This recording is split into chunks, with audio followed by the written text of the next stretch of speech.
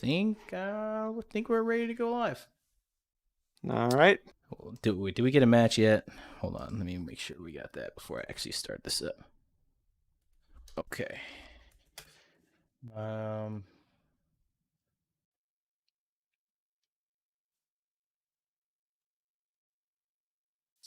DLA and not Chris.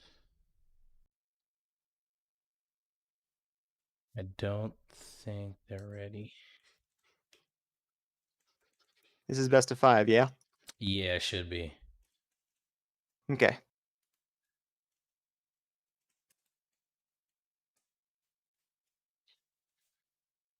Okay. Still waiting. I don't know where Dot is. Dot's gone. We lost Dot. MIA. He'll pop in here eventually, I think. Maybe, hopefully. We'll see. All right. So we should be live now. Hey guys, welcome to the Matrix 9.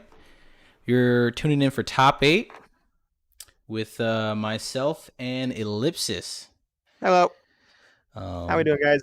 Yeah, we're just gonna be holding down the fort here. For now. Yeah. We might have an appearance at .com. My dog's back here throwing up. But yeah, we're gonna hop right into it because we are a little bit behind. Yeah. And so right off the bat, we're gonna have DLA and not Chris for you. So this is winners semis, I think, right? Winners semis. Okay. I'm not really sure how this is gonna go. Not Chris is I'm not really sure where. I think he's Illinois. I want to say he's a pretty solid NES player that's been grinding a lot in NetPlay Discord lately, and definitely seeing a lot of improvements. Going up against DLA is like Diddy Gannon, I think. I don't know which he'd more lean towards in this matchup in particular.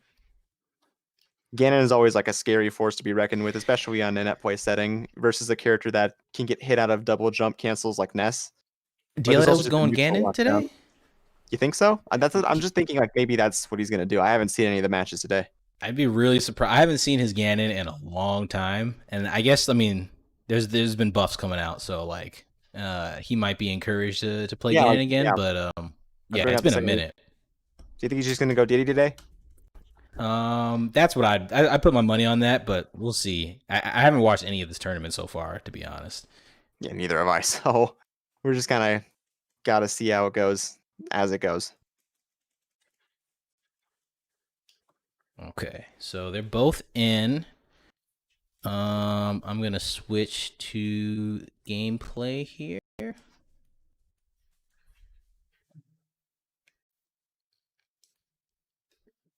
All right. Choose your character. There we go, and then I'm gonna stream this to you. Through Discord? Yeah. Gotcha. For those of you in chat, if you could let me know how everything sounds on your end of things, that'd be awesome.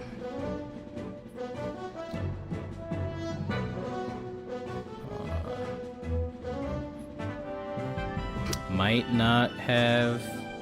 Oh, there you go. They're both moving around. All right, here we go.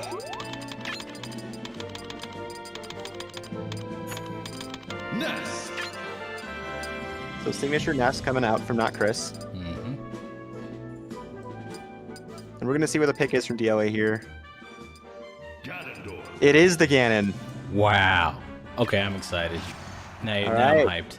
So where do you think they're gonna go for game one? I'm gonna say Battlefield. I'm thinking the obvious ban is gonna be Green Hill from. Oh, they're just going Stadium. That's the. I mean, it's the PM Classic. You know, can't go wrong with Battlefield. This is a little laggy. Yeah, just there we go. It evened out. Not Chris has been surprising me. I mean, he was surprising me last week. I think he actually made it to top 8 at the first tournament I've ever seen him in. So, you know, that's dope. Yeah, he's pretty good. The first time I played him, I was really surprised because I hadn't really heard of him before. But yeah, the stream Discord is kind of stuttering. Is it?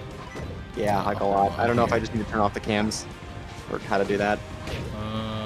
Give me a second here.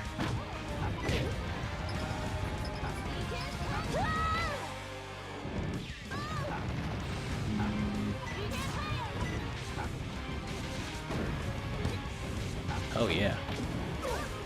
Let's see what I can do about that. It's a pretty even game so far. DLA does take the first stock. This is the part of the game where I think Ness is going to have the biggest problem. Once he gets to the point where like he does not have center stage or does not have stage control against Ganon, it's a big problem for Ness getting out of the corner. Because a lot of his like burst options rely on using double jump cancel. If that gets called out or read by DLA, he's gonna eat a Ganon aerial early, get sent off stage with no double jump, and then that's a very likely death from there. Yeah, that hurts. I think DLA's like main game plan here is just to hold center stage as much as he can and just try to keep not Chris boxed in the corner. Mm-hmm. Oh, which he's wow. done a pretty good job of so far. And there's the up tilt. Thank you, Ripple. Thank you. That's the Ripple up tilt. That's the Ripple. Throw. So he will clean that one up.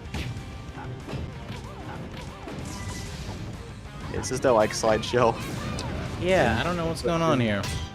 I think the stream sees everything fine, so just gonna have to rock with it for this first one, and I'll see what I can do. What was that? Are you seeing it too? I'm watching the actual gameplay, but I do see that on the Discord it's screwing up. Yeah, that's what I mean. I get the basic gist of the game though. Oh, I like the idea with the down B ledge cancel. It's a Slick big combo. Yeah. Okay, so Not Chris is kind of the protege of Atomisk and Chalupi. So you would think that, you know, he might have a little Ganon practice. Which is also a little weird because just the way Atomisk and Chalupi play is a lot more based on like tech chases and just kind of confirms off of grabs and kind of a guaranteed stuff. Not Chris likes to press a lot of buttons and doesn't really rely on the tech chasing aspect of the game.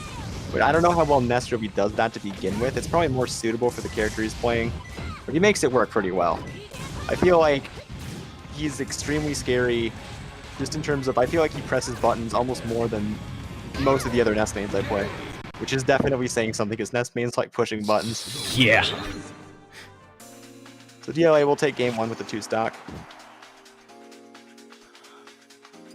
So, I mean, bans, I'm thinking, okay, FD, that's an obvious Ganon ban, and Metal Cavern.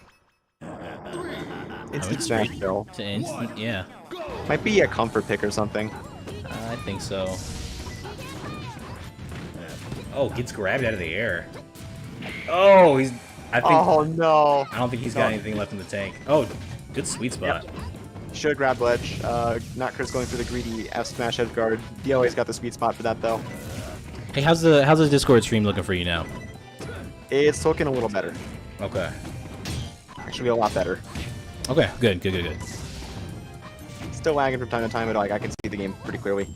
Well, we're gonna try a little bit more troubleshooting later. But back to the match. Back to the match. So pretty even. I really don't like the fact that he's going for these bad edge guards. Yeah, like you can kind of get away with that because the sweet spot's not the best, but Ganon can still sweet spot. So like, you try that once or twice. Yeah, you shouldn't be able to get that consistently. He's shown that he can do it twice now already. Mm-hmm. So he should probably just like start going to see if he can just like grab ledge or cover it with something else. Yeah. Oh, yep, he got eaten out of his double jump. That's what we were talking about. Probably dead. No.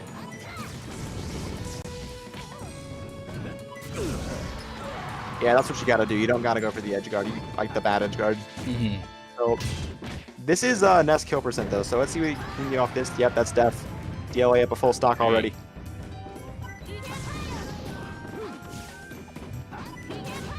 DLA had a Ganon. I don't know if you ever seen like the combo video, the chimp damage or something like that from way back in the day, like early 3.6. So this Ganon's always been pretty clean, but I haven't seen it in years. I'm glad to see the return. Must have solved the up tilt. Casual 83% combo earlier, bringing the game back to pretty much even. Yeah, he's just gotta. Oh, what are you doing? Yeah, there it is again. That's the 3rd time. He's got to stop doing that. Really? Back throw will take it. So now instead of being down a full stock, he's only down 33, which is still very recoverable with Ness. The thing that scares a lot of people about Ness is that a lot of people say Ness is bottom 5. Like, I agree with that assessment. With proper counterplay, the character is not that hard to deal with in neutral if you're intelligently playing around PK Fire with crouch cancels. But once he gets on your shield, or if he gets an opening on you, God help you. Yeah. And especially he's a character with Ganon that doesn't really have any good combo breaking tools. You just kind of got to sit and take it. He's going to be hitting those big 60, 70, 80% combos if his DI isn't good on anything not Chris is throwing at him. So he's brought this game back to basically even. We're starting to see some real signs of life from not Chris, from Killua. That's his. You know what? I should call him Killua because that's his tag. Last time we were calling him not Chris on stream, he got mad at us. Oh, did he? Yeah. So let's fix that. Let's fix that. This is Killua, a Hunter x Hunter fan. All right, there's the player right off the platform, getting this started. I feel like I could have just kept mashing down tilt there. Instead of going for like a jab mix-up, hoping to force him into shield and get a free grab.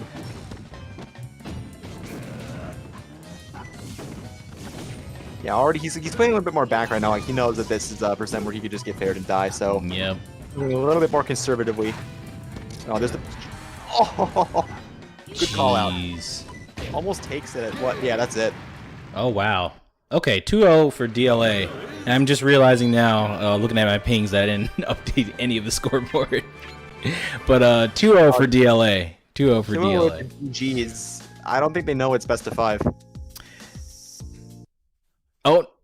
I don't they think definitely they just know left. It's best of 5. Oh my gosh. That's a bit of a problem. Hold on.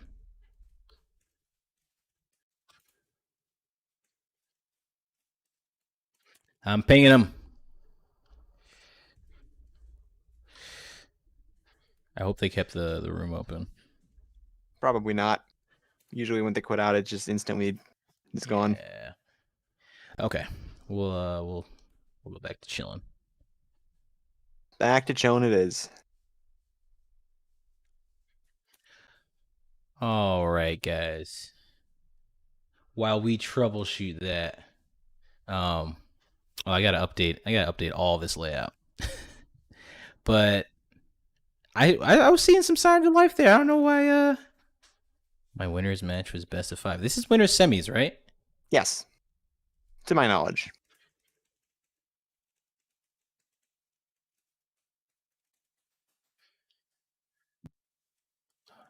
Okay. Okay, only top 6 is best of 5. What? Only top 6. Where are we in bracket?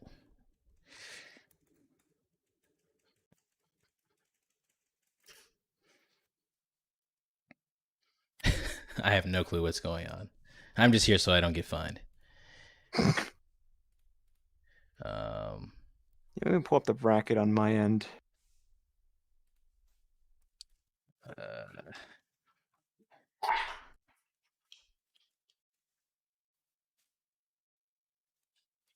So yeah, on the first side of top 8, these are all winners quarters matches. Okay. I thought it was like a straight top 8. Okay. Yeah, we're So not as far along in bracket as I thought. That's my bad then. We then got, so far on the other matches, we got MorseCode taking the 2 over DLA, and actually that was a losers round 1 match we just streamed. Not Chris losing. Yeah, so that's definitely best of 5 or best of 3. And then the next match, I don't think that has started yet in winter semis, is ORLY versus Frost. Gotcha. I'm still handling stuff. My dog is having a fit back there. Yeah, right. I think he ate something while I heard him ruffling around in the kitchen, and I think he ate something he wasn't supposed to. Too much Christmas sweets? I hope not. He looks real guilty right now. So maybe it was the Christmas sweets. Can you guys see him? There he goes. Other way. Okay. So looks like Zoe and ORLY are ready for stream. Judging by the post in the general chat talking about napping and coffee.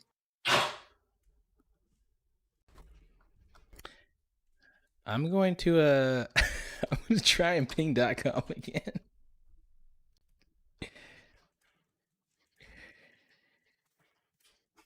because I'm juggling a lot of stuff right now.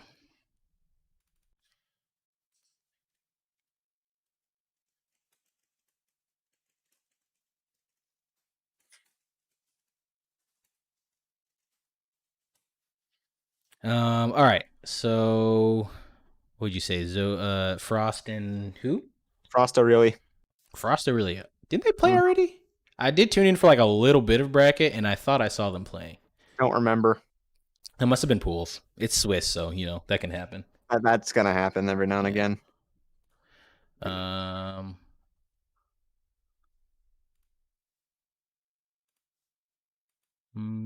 Yeah. Okay.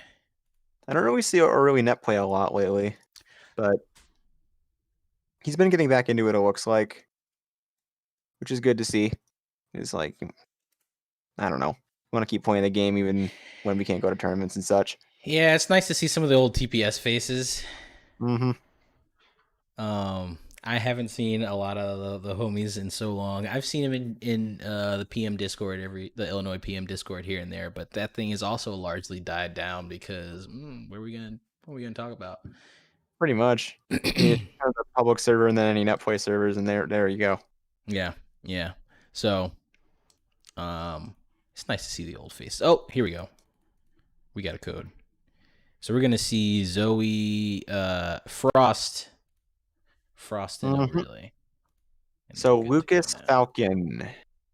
Maybe Pitt. So maybe Pitt.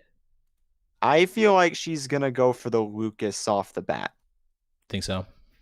She usually leads with the Lucas unless like she knows that she has a better matchup with one of her other characters or is just experimenting. She could go for the Pitt. That might be a better matchup than Lucas, just because like probably just better neutral control at the cost of less explosive combos. But a lot of button presses and explosive combos are one thing that Zoe is very good at. So she might just want to lead off with that. I think she's also just more confident in Lucas, and I think it's just generally better. So we might see the Pit as a counter pick if it doesn't end up panning out as well as she wants after the first game or two. Okay, I got a question for you. Where is Frost? Right now, I think she's back in Michigan. She was Michigan for a while. I believe she moved out of state for some time, or generally out of region. But I'm pretty sure she's back in Michigan now. Okay. Oh, we got Pitt back. Are you streaming the? Oh, I gotta stream it to you. Yeah.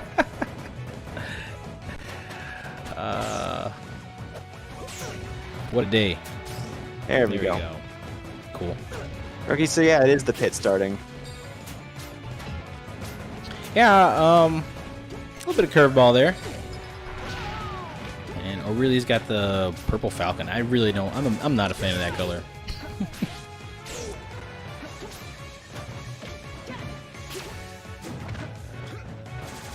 Keeping it pretty even though. She's going for these early arrow gimps, which I think is just going to be the name of the game against Falcon. Just throw him off stage and then just try to gimp him. Hit is a lot better at that than Lucas is. So yeah, this is just kind of emphasizing more what we were talking about earlier. She wants to just kind of control neutral right now. Very much so. That those arrows actually really, really good against Falcon and Ganon off stage. They can just... It puts you in such awful positioning as soon as you get hit with one. You're pretty much forced to up B like almost immediately if you're anywhere close to even with the stage. And if you're holding your jump and you got it, that hits you at the point where you have to use your double jump, you're just kind of dead. Yeah, you're done. Yeah, stream is stuttering again, by the way.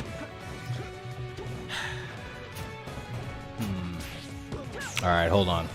Technical difficulties. All right, so early kill with the knee, going to take it into O'Reilly's favor early on. It's not a big lead, though. Like, if she gets him off stage at this percent, he very easily could be dead, but he's going to get as much extra as he can right now. Looking pretty good with a solid 40% or so. Yeah, they're the arrow gimps.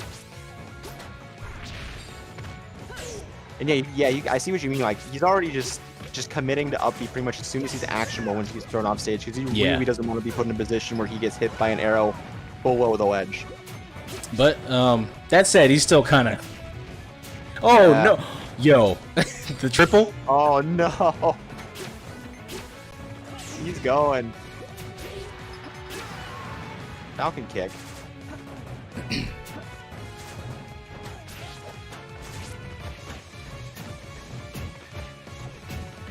Dude, this his pressure with his knees is Oh overwhelming. yeah, this is insane. Her shield is so low. Up tilt.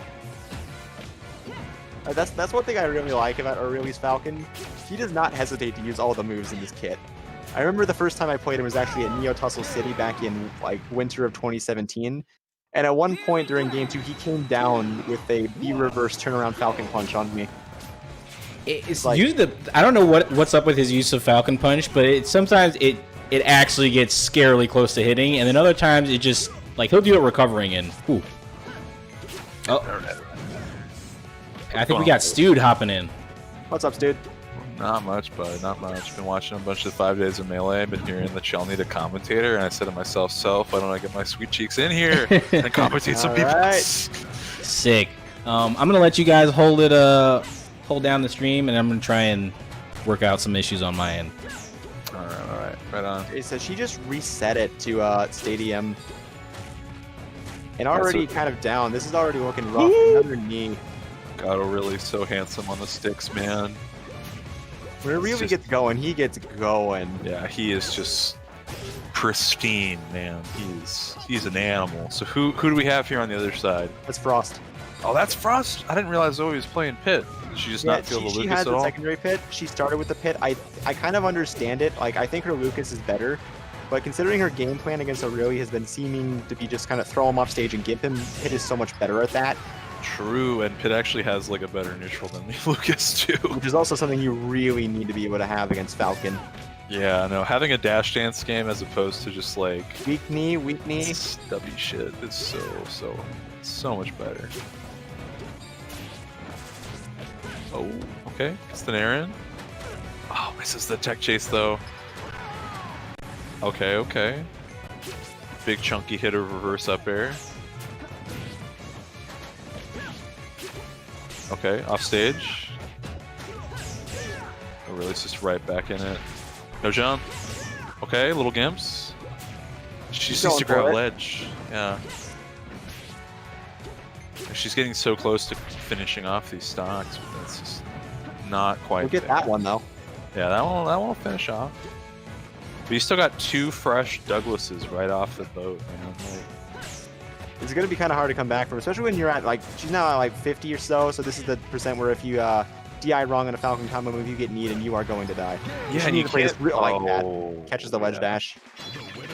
Yeah, anytime you're past 40 against Doug, man, it's like, oh, I can't CC Nair anymore. I can't, I can't deal quite as well as I could. Pretty much. So she is going Lucas now, back to Stadium again, already just pressing a lot of buttons on his shield, getting a combo started. That's kind of where, like, Lucas definitely wins the scramble a lot.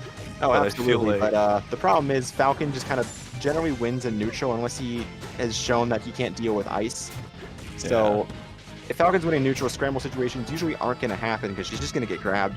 Yeah, and let's be real, PK Freeze is kind of a dog. It's kind of bad. It's kind of dog way around it. Oh!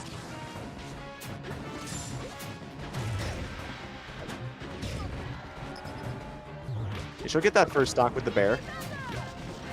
Oh, okay, yeah. Good little ledge stall there. That's something I've noticed her doing a lot more lately. Yeah, that's the Hyper Flame right there, kind of. Whoa, that was sick. We'll take that bear. Oh, hey, our frame rate. Let's go. Yeah, frame rate is fixed. Yeah, he's going for those early grab. Oh, good damn.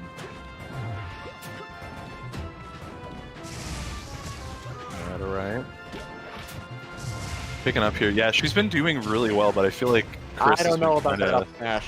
Yeah, Chris has also been kind of just being willing to jump into the corner a bit much. Definitely should be able to, just wax that stock out. So yeah, this is pretty even. This is pretty back and forth here. Just who gets the opening. ORLY's not really getting these follow-ups off of low percent down throw though, like he's been looking for. He's missed that tech change a couple times. Very good coverage. That'll take it. Another thing I think is that he's not playing to platform as much as you usually see against a character like Lucas. Because, like, you have Stomp, man. Like, feel free to use it. And having a Lucas try to contest from the side, you know, you have bigger hitboxes. Pretty much, like, I mean, the general rule of thumb for PK kids, if you can't camp them, not me. There you go. Still at 93, though. This could still go either way if ORLY gets a good, strong opener, like a Stomp, and follows up, but... Oh, but Zoe's got it in the cover jump. Yeah, I think the Lucas is just a better pick. It's just generally more well-rounded, well-practiced. It's probably just a lot scarier to deal with at times. Yeah. It's also just so tempting as Falcon to come back to stage with an aerial covering your ass. But as soon as people are ready for that, you get F smash like that. I'm really liking this magnet to dare thing she's been doing. I've seen that a couple times. It's been working out really well.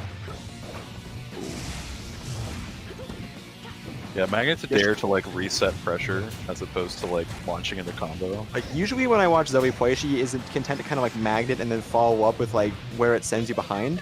But lately this set, as well as just the last time I played her, I've noticed she's doing a lot of magnet into instant DJC aerial cancel. Like she did DJC up air right after a magnet there. Yeah, I saw that earlier. Yeah, there it is again. I mean, it's really good shit, especially at low percent, because it's hard to get picked up by. It's also just really good pressure. Like it's super safe if they shield it. Why do I feel like every like good Lucas has just such silky movement? It's kind of prerequisite for the character. Yeah. You need to be able to move. You need to be able to abuse all of Lucas's double jump cancel stuff if you're gonna play the character, just because he's just that fast, and you usually don't have a very big window of time to keep combos going. Unless you're converting off of something like Dare, in which you have a couple years to do whatever you want. Yeah, you got some real time to make it happen, honestly. I like that she didn't drift on stage. That was smart. I really was ready for that with the knee. Yeah, frame rate's kind of dropping on my end. I don't know about any yours now. It's coming back now. It was for a while. Okay, yeah, we're good. Oh, such great pressure strings here for Zoe. I don't know about the up air coming up. I think she might have just mistimed that.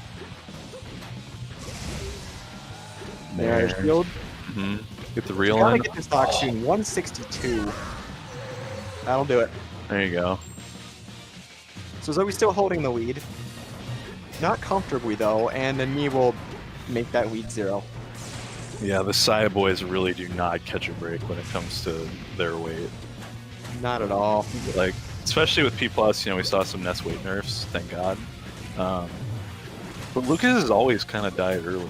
And Falcon's never really had a problem killing either. He's light, he's a semi-fast faller.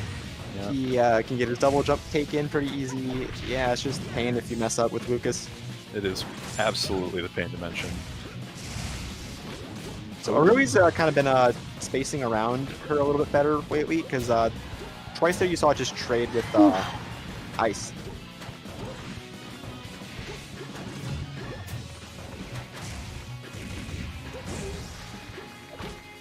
This could be big to even it up. That full commit in the center by ORLY is ballsy, honestly. Side B. Oh. Yeah. Okay, this is... I cannot believe he avoided getting punished for that. Yeah, the fact that Chris wasn't on that was just insane. Oh! Almost. She's letting him live for way too long. Yeah. But they will take it. Most of these have rounded out above 160. And I mean, that's just not what you want to see. Not at all, especially not against a character like Falcon that can very easily blow you up at 70. Yeah. Bad DI. Rough DI.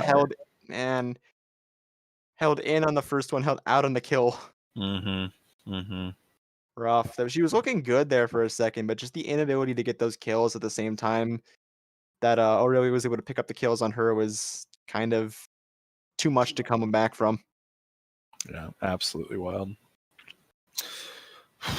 Maybe I think she might have done just generally better in that set if she started with the Lucas. But like the pit pick makes more sense. I mean, this is winners, right? Yeah, that's still winners. Yeah, I mean, you got time to experiment in winners. Yeah. I mean, I imagine we'll see Zoe try to make some moves through losers. It appears that MorseCode and GG-Do has been going on for 28 minutes per Smash GG. Unsurprising, considering Morse's proclivity to extend things out as long as it can. That is correct. Let's see, Matrix PM.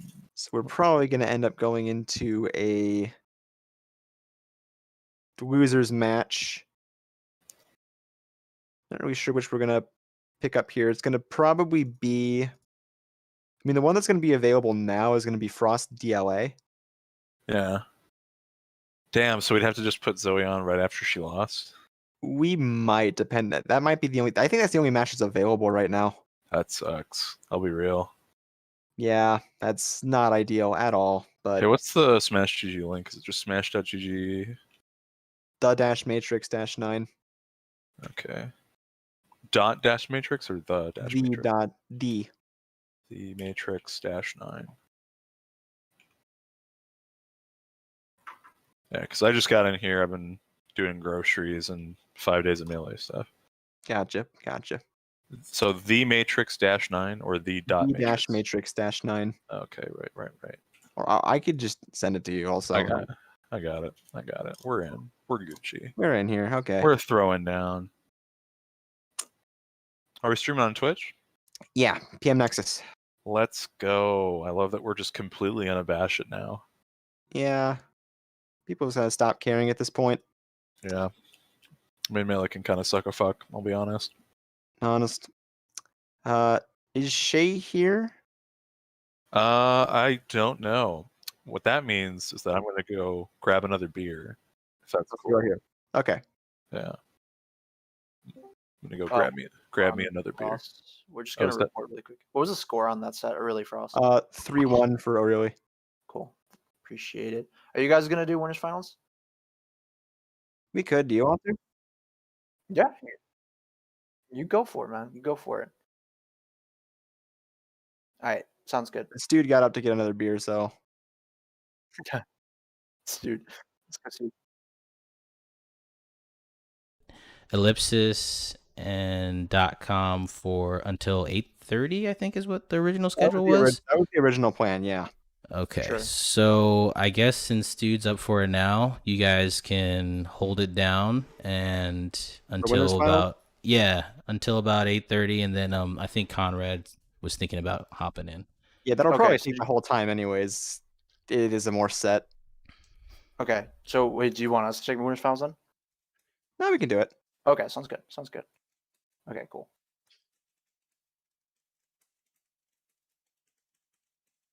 And this is a set that's I know has been played multiple times in both PM and Melee. I don't remember who the usual winner of this matchup is, though. Falcon is historically a pretty rough matchup for Samus. Actually, Oh. I was just talking to Mark, and we can stream both of the losers semis or losers quarter sets, and then we'll stream losers semis and you stream losers final or winners finals. Sounds good. Oh, good. Okay, cool. I'll tell Aurelia and Morse to wait. Cool. Where do you have any preference on which side of losers quarters? It's Gigi Do, Pablo, and Frost DLA. I think Gigi Do got upset by Pablo. I guess I don't even know if you can consider that an upset, Okay, so but you're doing winners finals? What we're gonna do, since we have two streams, we're gonna do both sides of losers quarters, and then Oh, I see after what you're that, saying. yeah. That makes sense. So we said Gigi Do and Pablo, and who else? Frost and Frost DLA. and DLA. And one Diddy on either side. Why don't I? That's commentator's choice. I mean, Stu's not back. Are they Sounds all good. ready to go right now? Why don't you choose I books think and we'll so. take the I other? think so. I really like watching the Almar, so I'll take Gigi Do, Pablo. Okay, sounds good. All right, so we'll get Zoe DLA. Sounds good. hmm Zoe is gonna hook us up with the code. Excellent.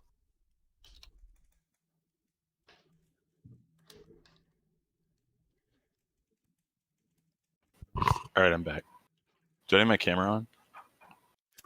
It's up to you. It's Up to you. you can run it if you want. Let me see here. Oh, not my screen. Is that me? Yep, there you are. Gang. All right, super. All right, so we are going to be I'm doing stoked for this thing. Zoe DLA for our next set. Okay. Sick. Okay. That's rough on her, I gotta say. This But is top 8. This it's is the only thing we can. Wait. Morse code GG Do just finished out, but Yeah, I guess so both of them kind Oaks of. wants to do both sides of losers and then losers semis and winners finals at the same time. Oh, that's unorthodox, but okay. What Wait. losers match is this? So why not just do winners finals now, and then?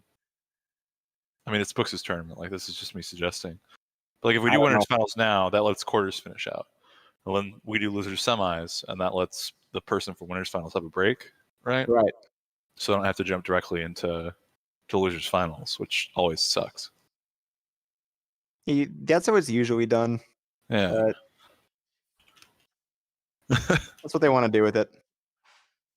It's kind of cringe. Just a little bit.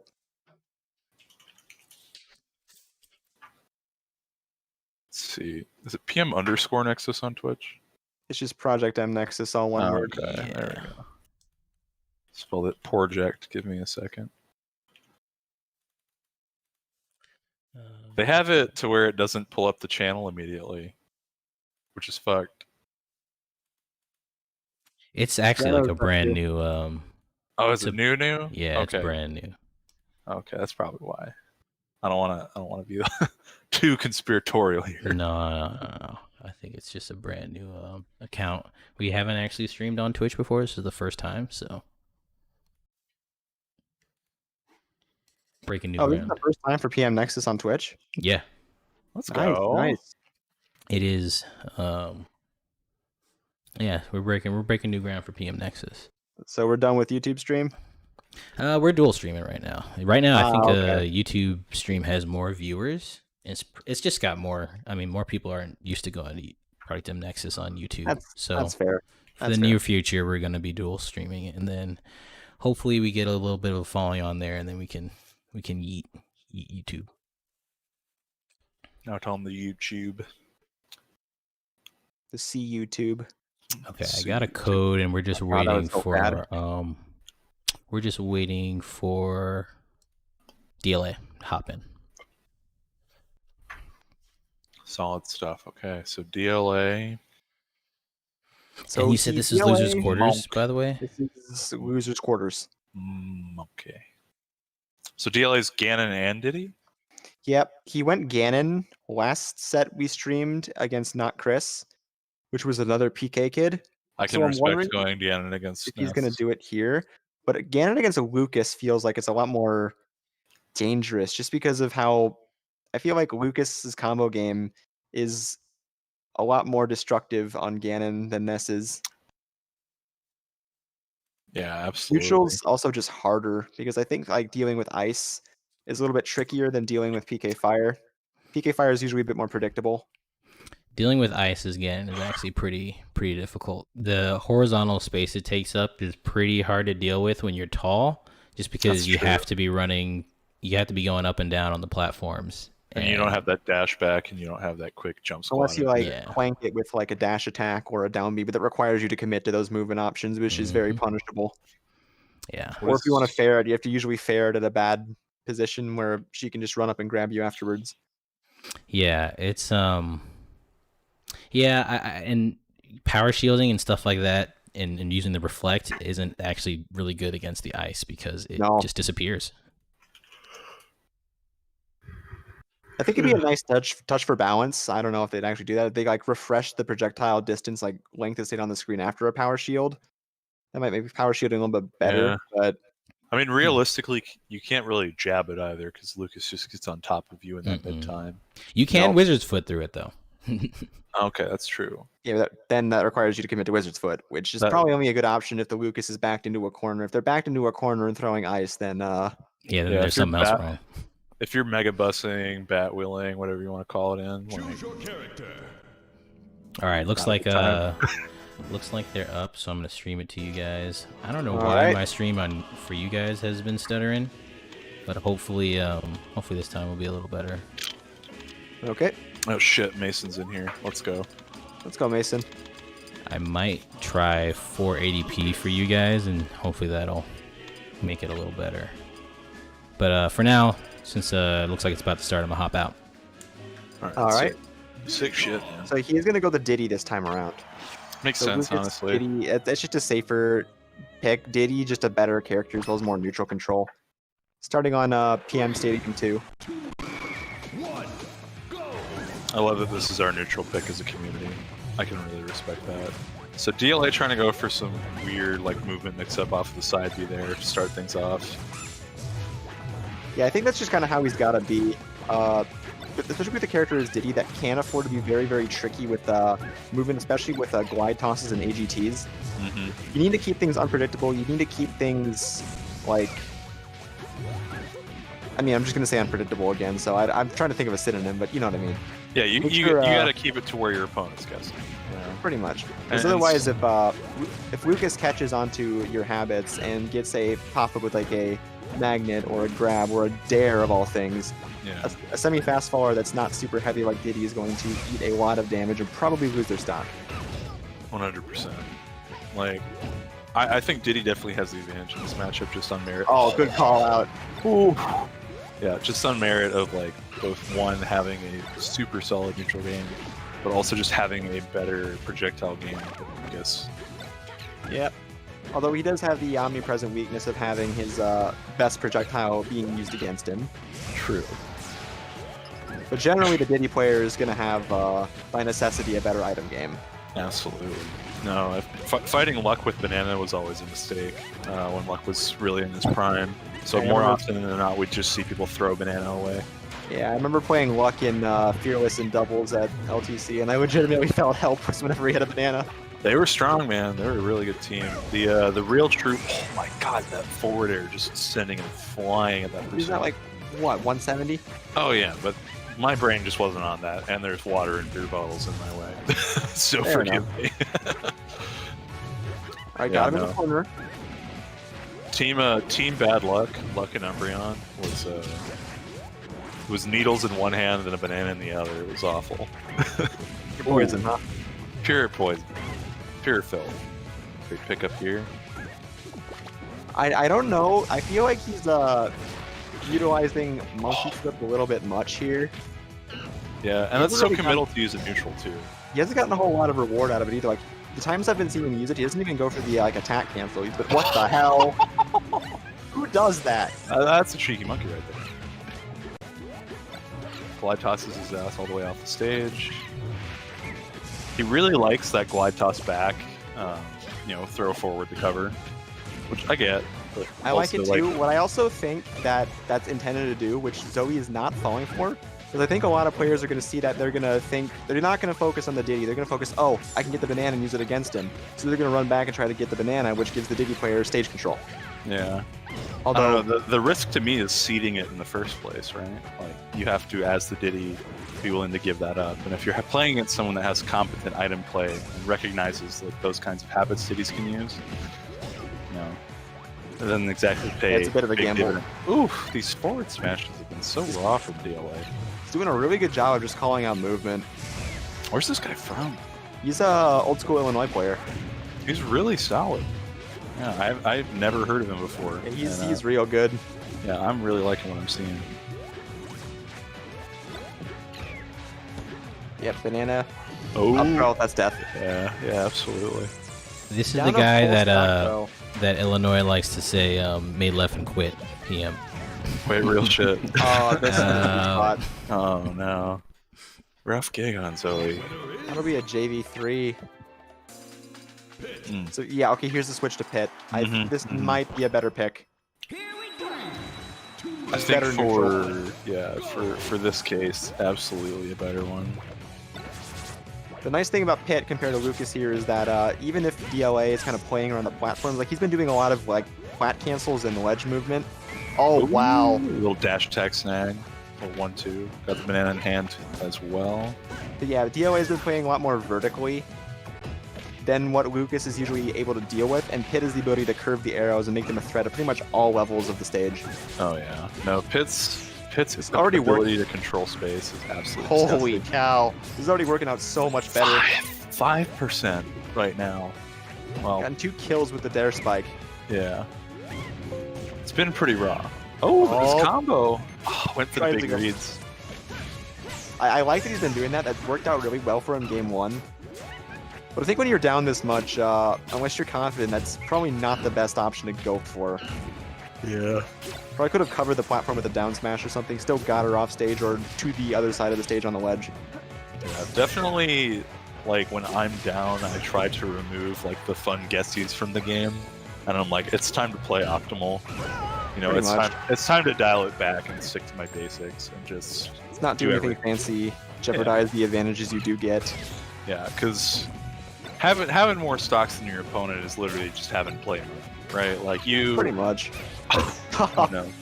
That's another advantage Pit has with this matchup. Like a little reflector. And all reflectors, you know, they were doing work already in 3.6, but having like that and power shielding be buffed is really nice for anti-projectile aim. See this one a lot because Pit was notoriously pretty bad in 3.6. It's kind of scary how much better he is in P+. Oh no, yeah, I think that there haven't been people like Giga pushing him yet outside of like Sosa maybe. And even then, like, he doesn't really play the game all that. I know Drug Frici was pushing him before he quit. Oh, DFC. Tony quit? Yeah, he quit a while back. Damn, man. He was so Unfortunate. good. I know, I'm sad. That's fucking no problem. I think I remember hearing why, but I'm like spacing. I think I remember it, but I don't know. Let's not talk about it. Yeah. Double bounce the banana off the arrows. That's crazy. Oh, What is that? that is what we call an accident in the business. If I didn't know any better, I'd say that was a footstool attempt. I don't know. It seemed kind of out of sorts for a footstool. Oh no. Maybe missed the short hop into taunt button. I don't know. Maybe yeah, because I mean, Or there's just- no real risk if you miss it like in midair. It's just Or just flexing on him. I don't know. could be. Oh, okay. Nice. Looking like a Sheik combo. He's definitely making really good use of the up B offensively. Yeah, there's the monkey flip again. He's been like falling back on that a lot more when he's down. It seems he's just trying to force this opening with something other than the banana. Well, because it's he's trying to like create space, right, with the banana. Works But if there. he's at a point where Zoe normally shields, he's been trying to go with the banana flip grab because he hasn't been extending out the kick, right?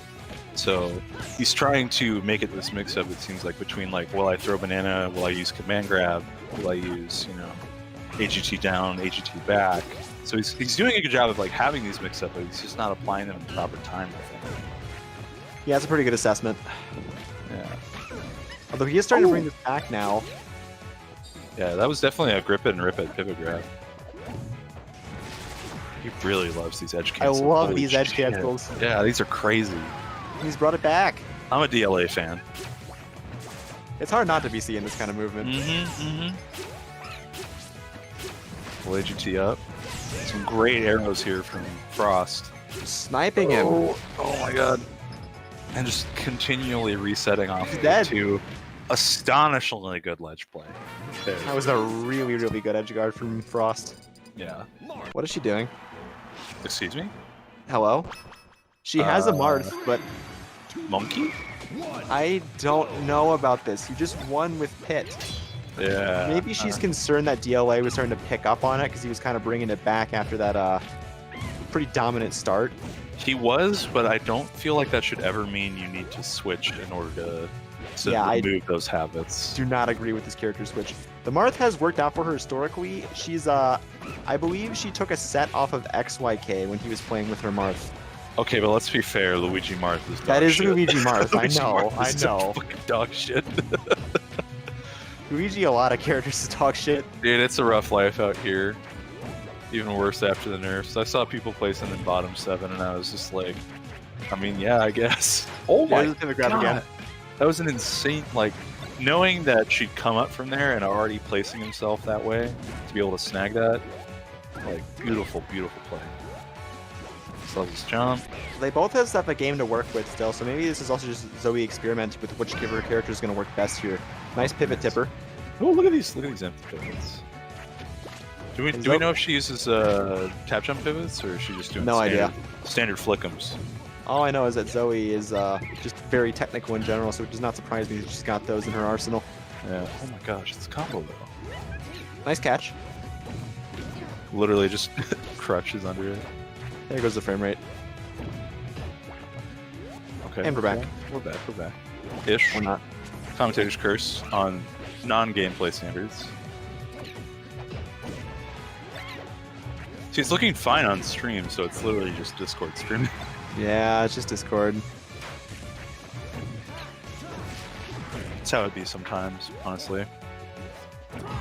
At least the music's good. Like, we got that for us. Oh yeah, hell yeah. Amongst all these freeze frames, right? So we're still holding on to the stock pretty well.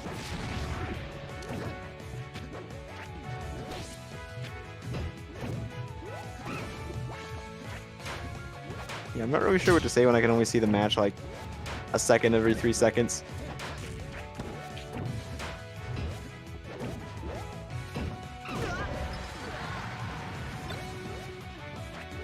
%41 on DLA, that's... Oh, that was greedy. I think I probably would have gone for a dare there personally. But I respect the tip of rev smash. If that landed, that would have been a stock. She will take that one. See, I feel like we're watching like a 1905, like 10 frames per second film right now. Yeah, where you kind of have to just piece together the in-betweens. You just need the film grain and the lack of sound. Yeah. Moving pictures, ladies and gentlemen. A brand new innovation from...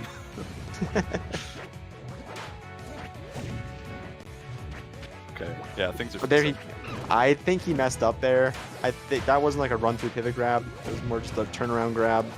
But he would have gotten that there again. Oh my god, she Great was dying in. That sucks. That sucks so bad. I remember, not to just bring luck up again out of the blue, but I remember asking him why he played Diddy Kong, and he was like, he could dash attack off platforms, and I thought that was funny. That's a really respectable reason to play the character. There's the monkey flip. He's been making that work a lot better this set, it seems, or this game. Yeah, being able to pick apart like when you need to be throwing that in at your Nice threat there. range. Oh, 138 here. This is so scary. I mean, this is the percent in which Marth just needs a solid hit. Yeah, just one. DOA can afford to take 1 or 2 like weak hits. Not an F smash though. Not an F smash though. An F smash, you're done. Yeah, Banana's running out. She's trying to be really sneaky with this platform. Nice. Yeah. That was such Okay. excellent patience. That's 2-1 for Zoe right now, right? And Marth ended up working out pretty well. Mm-hmm. She gonna switch? No, she's gonna stick with her guns. Better. It's Better. good now. Yeah, we're Gucci now. Yeah, they're just running it.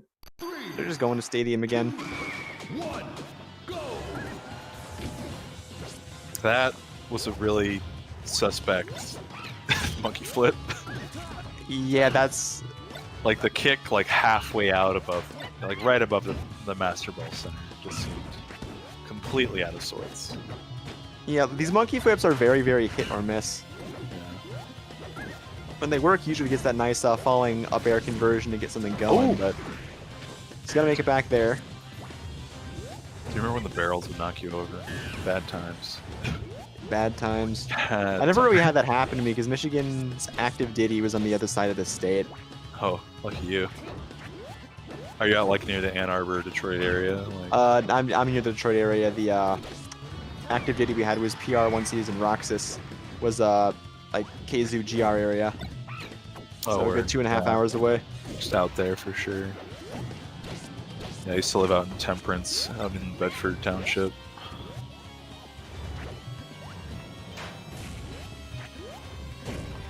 Oof. Yeah, I love his patience on platform and just his like willingness to abuse like baiting in that space and finally coming down right when you least expected. Great trade there for DLA. Good trade. He's got to be a little bit more careful between these stocks. He's doing that thing that a lot of players will do, especially like when they're just kind of not thinking super hard about it or nervous, which is just going to try to run through their opponent as they come off the angel platform. Yeah. It's always so tempting because like the reward feels good because you're like, haha, I've snagged center. But then you realize like When someone waits for it and pivot grabs you and then just, oh, I am or just smash attacks, like just wrecks your shit, you know. Oh, great. Here's a stuff. good opening.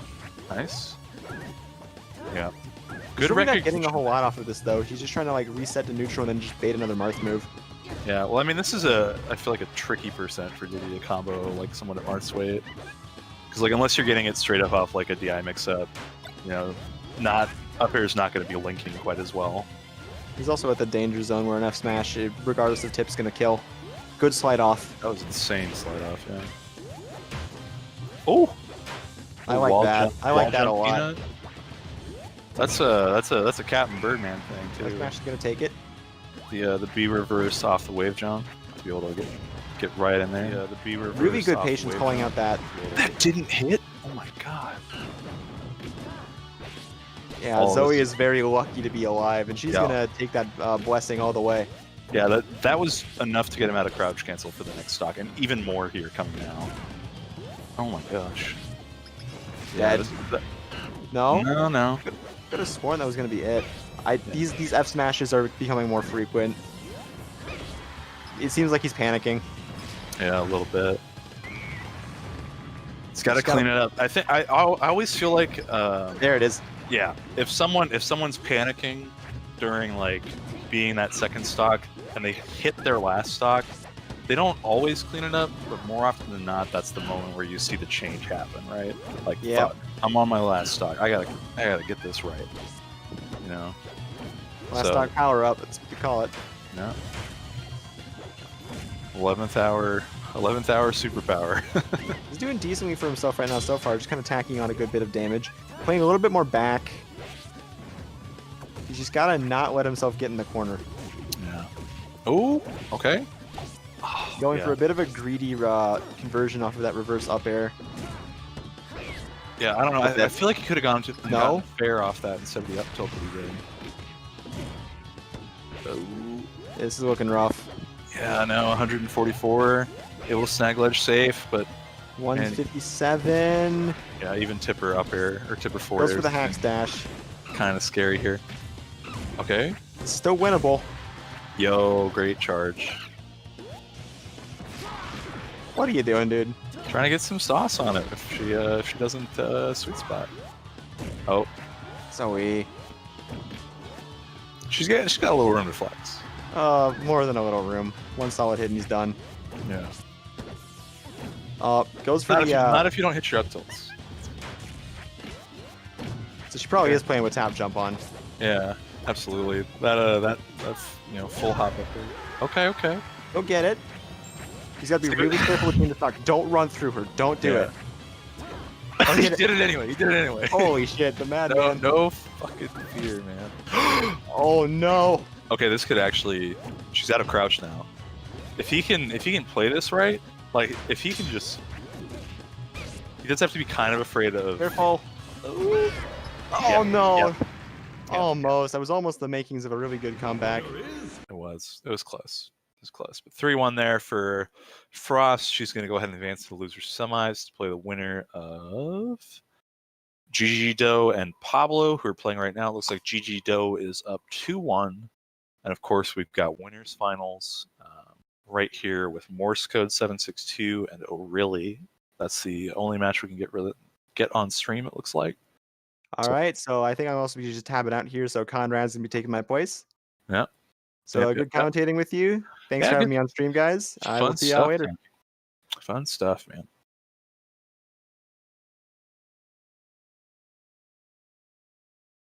Got a really good variety pack at the grocery store today. What's up, Conrad? What's going on, guys? Not much, man. We just watched Zoe's Marth take it over DLA. That almost comeback from DLA was. the Oh, best I've he seen. was doing so well. Like, when he got her out of crouch, I was like, oh shit, this could actually happen. When he hit the monkey flip on the right side, I Ooh, yeah. like my heart swelled a little I bit. felt that. All right. PM's so cool. Yeah, PM that is was. so cool. I was shaking a little with that. I was nervous. I for. I Shake thought it Zoe a was little gonna bit behind the streamer. throw it all away. She was I'm- looking like it, man. DLA is She was so looking like it. Yo, the counter. DLA. My favorite thing about Go ahead. sorry, Jay. My favorite thing about DLA is just how like clearly old school he is with the way he plays. You can just see in his heart that he wants to go for the nastiest reads all the time. That's true. And he's got like real nasty edge cancels too. Yeah. Oh yeah, His edge Like she cancels were she on was calling point. him out for it towards the end there too, and I was like, man, you got to chill out a little bit, just let it rest. But still wanted to go for it.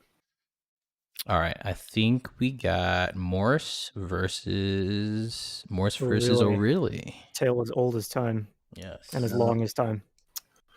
It's gonna be long, unless O'Reilly can get in.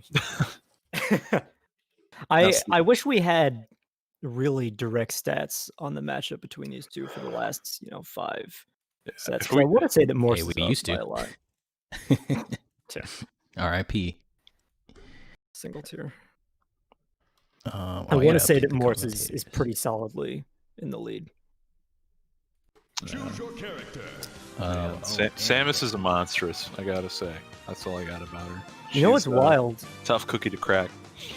I think, Stu, the last bracket you and I commentated, our last set was SNS 4, was it? No, I think it was some online thing at the beginning of quarantine. Maybe, yeah. It was one of those weekly things, and you and I did just like 3 sets, and one of them was this, and it took some time. What round is this? What round do we got coming up? This is Winners Finals. We are in Winners the finals. Okay. Yeah, this is the thing. I'm excited. And Yeah, I've I'm brought pumped. talking points just in case Oh, the pace is Ooh, and a coming cool prepped. hat. Yeah, I was like driving home. I was out doing some Christmas stuff, and I was like, I checked bracket, I checked like the projected things, and I was like, who in it? I saw MorseCode, and I saw O'Reilly, and I was like, all right, I need to come up with some points to talk about, just in case we're in like the depths of a game 4. Yeah, y'all call pop, or you call soda pop in Michigan. That's the thing. I call it soda. I don't mess with that, dude. I think I call it soda. I think Michigan. I forgot we lost our resident Michigander with Tommy. Michigander. Michigander. whatever they call it. Yeah, they call themselves Michiganders and Michiganians, man. They don't have like an official thing for it. But man, Morse is just. He's the hardest man to get to commit to a goddamn thing sometimes. It's like he is he's a hard, he's not impenetrable, but he is like solidly like a steel wall. Like you got to come in with the artillery cannons to figure him out, man. Definitely like a top 3 most patient player. Yeah, definitely. He reminds me of like he's the Michael 41 billion of Samus, honestly. Ooh, that's a good one. Oh man, He is completely willing to just sit on side platform and just go for a reaction for what he do. Like he's like, I'll maybe throw a jump call out here and there with like a rising nair, but I don't gotta risk it if I don't have to. Oh, playing Michael 41 billion in bracket led to like the most underwhelming bracket night of my life. I lost to like Samus and Puff. I just sort of sat back in my chair. I was like, all right, man. I guess it's that kind of night. Yeah, I guess I'm going to Fudds after this and just being sad. yeah, right. Ooh, With a nice string. yeah, he's maintaining a solid lead. Though he manages to force Morse back, but he doesn't complete anything off the real end. Oh, nice. I like the single hit nair wait, because like more often than not when you see single hit nair, it's like, okay, well I want to grab, or I want to, get in there, maybe do like a rising up air, catch a jump out, that kind of thing.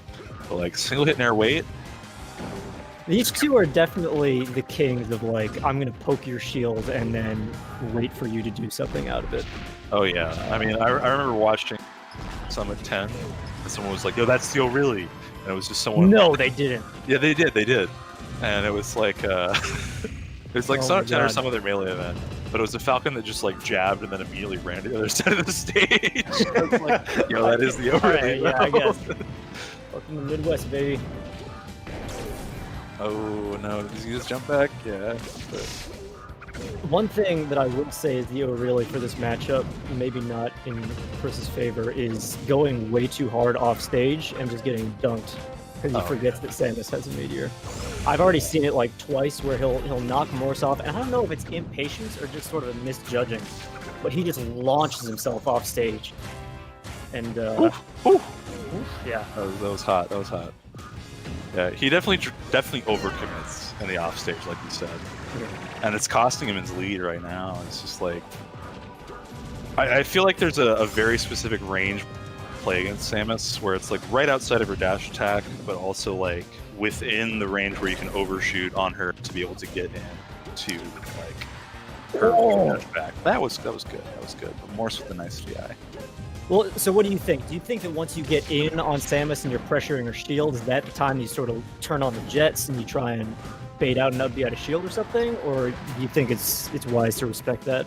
So I think personally that like being able to stand at like perfectly spaced near different distance where like your second hit in air is still not going to get down smashed, and like you force this, okay, well, what's your option out of this? Because if you do a perfectly spaced air on Samus' shield, she doesn't have a response, right? Like you're able to dash back out of it. She's able to like what, try to wave dash forward and F tilt you, or you could just knee after it. Like there's Falcon's whole thing in his matchups is rolling the bones better than the opponent can. Like he skews RPS in his favor with the speed. That's the whole idea of like playing Falcon, but when you're off stage, all the dice fall out of your pockets. Samus. You know? MorseCode catching O'Reilly going a little bit too hard on shield and kicks him in the head for it. Yeah, I mean he's going all gas, no brakes on it sometimes, and sometimes you gotta pull back on the throttle. There are those magical nights though, man, where it works. Oh there are those. I've been to many a TPS that Morse shows up to, and we're in podcast mode, and you just see Chris go faster and faster until you look up. Wow, he won. Yeah, if you want a track for Falcon going ham, it's Smoker Ace by Ween. Or Stroker Ace. That's it. I haven't heard that one. I'm gonna have to look that up later. It's a fucking banger, Conrad. I'll tell you I'm that. down, dude. Yeah. Stroker Ace. What do you think Morse's music is? I think Morse... I think he just hears like how sluggishly his blood is pumping through his brain from all the Mountain Dew, man. It's the same track, but just like on 0.25 speed. Yeah, it's something. I really don't know. Morse is an enigma unto me.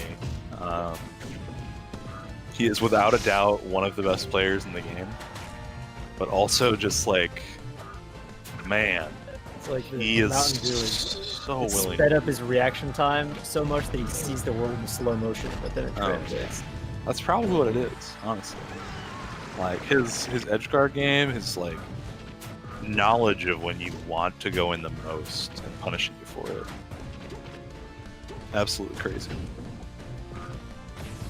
You gotta say, I'm seeing what you and Ellipsis were talking about earlier. This is definitely a solid show. Yeah, sometimes it gets a little bit like this. It's like watching a video in 2003 Dello. Like, you just found YouTube for the first time and you want a video where the guy goes to the zoo. You're dating me here. I'm like 2.5 years too late, or too young. Yeah, you're like on a. I get the vibe. Yeah, it's a little chunky. That's definitely. Yeah, I didn't need to see that in smooth frames to see that Chris almost just hit that Falcon punch. Yeah. Crazy. That's definitely if we have as many that's the ORLY as we have the mangoes, which in no way, shape, or form do any of us. The Falcon punch to recover like a goddamn N64 player is definitely the vibe for ORLY. That or nipple spiking people. True. There was I was watching some Melee weekly once that Chris was playing. And the commentators weren't totally hip to who he is, and he was just going for nipple spike. And they're like, oh, really going for that style, going for this style. It's like, no, man, that's every day. Yeah. It's a very big part of his combo tree, believe it or not. Now, seeing more Falcons embrace the Nips, I feel like Nunn's been leading the charge for the public eye to be able to see it. Bat sound.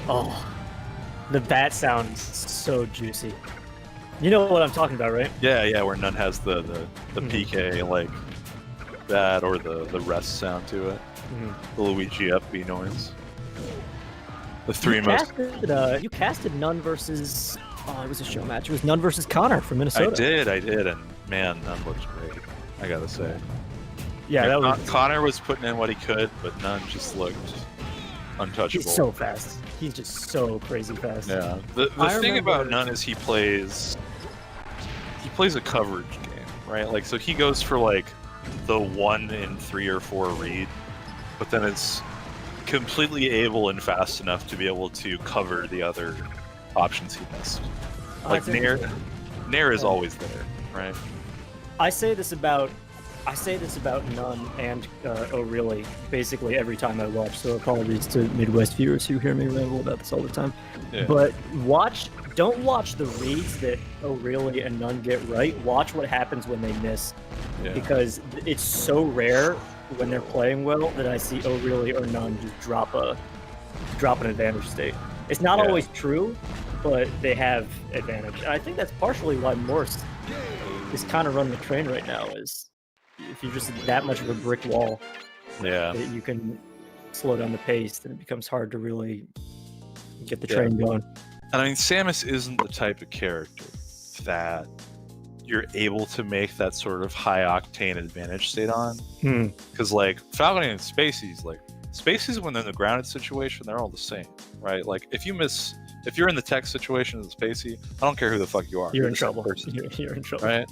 But Samus getting like a firm knockdown on her and being able to convert in a way that is meaningful, like on her tech rolls, is so much harder. Because one, you rarely see her get into a tech roll situation. And 2, it's like if you do, you maybe get a knee if you have good spacing, or you maybe get an up air or a stomp. You know, it's tricky. Well, I mean, so you play Luigi, and that's like part of your bag is being able to be that brick wall. I mean, is that something you're aware of when you're playing? I've been playing more Falcon lately, but when I was playing Luigi, being able to, you know, constantly have anti-combo tools due to my weight and my floatiness was always such a huge boon. Frame 4 move. Yeah, so it's like if I want, you know, if I want the smoke, I go in and then I get knocked into the air, and if I know they're not a player that's experienced enough to deal with it, I'm gonna nair them, right? Like if I'm playing against Arsenals though, or if I'm playing against Lunchables, like I'm in the air, you know, they're not gonna just come to me. They're gonna wait for my reaction and then proceed to juggle properly, right? So I think that's what distinguishes Samus from a character like Luigi in the sense of her recovery and like her ability to come down. While it's still difficult for her, like she doesn't have to be as committal. She has like bomb mix-up timings. She's able to air dodge and go more off stage to a better distance where she's safe. That was gross. Can we talk about taunt cancel and fall off of air? That was actually filthy. I want to say that O'Reilly wasn't doing that until Chalupi showed him the magic of rebinding his taunt button. Honestly, rebinding your taunt button is smart. I still haven't done it. Even though I never use Y, I still have yet to do it. Are you an X jumper? Wait, no, I'm a Y jumper. That's right. Never mind. All right. Sorry. We had that in common. I just remember it's the top one sometimes. Oh, Chris. He really wants those stops. Saw the stars in the dust for a second. Yeah. There he goes again, just launching off stage. I'm noticing that he's doing a great job of keeping center, but ooh, nice. There you go. A little double jump bait. I mean, if you can finish off the stocks like that, you don't need to even hear what I was about to say. Oh. Well, the thing about the like far off stage thing you did there was that's to cover DI up and out. Sure. Alright, so it's like it was quote unquote good, right? Like it's a good tool for the wrong situation. That was almost a sick bomb to cover the instant up B. Yeah. Definitely works a little bit better in melee where Falcon can't sweet spot. Like Falcon can really pull back in this game. And like having more walls to work with, because like on Yoshi's story you got Jazz, you know? Like you're stoked to go there as Falcon because you got wall jumps. But like having 3 wall jump stages, oof, so nice. Definitely makes up for the mid percent a lot of the time. Yeah, I agree. You think that's more, what do you think Buffs is recovering more of that or the side B snap? I like side B snap because it adds a dimension to like, I already use side B in my recovery and like melee and everything. Yeah. Because like, if you just side B into something like a spot where they don't think you're gonna go, ooh. Oh, you could have need that. You could have need that for sure. That would have been death too. Like now that you have the additional dimension of being able to just snatch ledge with it, definitely helps out a lot. I think that having 3 is good, but it's not like groundbreaking. His longevity gets extended, but like the meaningful amount of change that was. Ooh, what was that? So he Down definitely. That was definitely like I just threw a move that was meant to combo, and I was also like maybe ASDIing down because that was Bermuda Triangle DI. I've always wondered what when that meta is going to evolve, because I mean earlier this week when I was just lurking in Toph's stream as he was playing P+ with Switch. Yeah. And they said Switch is like, yeah, I mean, so you have like this cool DSDI thing. Not that many top players use it, and I like leaned in my chair. I was like, why? It's so broken. Yeah. And my pet theory is that the eventual mix-up is going to be trying to get people, like you get Fox up thrown, right? Yeah. And so right now, the way I do it, at least I'm speaking personal bias, is I'll like smash right on the gray stick and down on the yellow stick. Yeah. I So play you like Lucario, smash so the on gray stick to be able to get out of the up air, and then down then to if be able to they're- get positional advantage. Well, if they're too late, then you kick them. I play Lucario, so I can down it. But I mean, for Marth, it would be like forward air, so I switch it. I'll do like down stick, right on the yellow stick. My question is, when does the meta become anticipate dual stick SDI and wait for them to throw a move out and punish the extra move? You know what I mean? Yeah. Honestly, like that leads into a lot of talk about shadowing, which I don't think it's You've talked about piqued my enough. interest. Go on. Okay, so shadowing is basically, it's more of like a principle used in edge guarding technique, where you'll see like a Fox like jump up to follow like maybe a jumping Falco when he's off stage, right? And that's just to be able to like have your position match your opponents, to be able to counter them better, right? But so then you raise this discussion of like, okay, well, what if I throw someone up and then instead of going for the actual follow-up because I know they're going to be good enough to get it, do I then in turn wait for that move that's supposed to come out? So like I can see a Fox jumping up to shadow and like pretend like a feint to be able to go for that up air, but instead like instead it's just going to be like a wait fast fall, immediately go for position, immediately go for another up air after to mix up timing, shit like that. Fascinating. I've never heard of that term, shadowing. Yeah. If you want a really good breakdown of like what a lot of people consider like the 4 stages of play, I know CLG just put out a really good video from Coach Bobby. Oh, was that the one where it was like a panel with him and SFAT and PPU? Yeah, him, SFAT, and PPU talk a lot about mentality, but before they really got into the meat and bones of the panel, it was this video where it was like, okay, here's the 4 stages. There's neutral, punish, edge guarding, and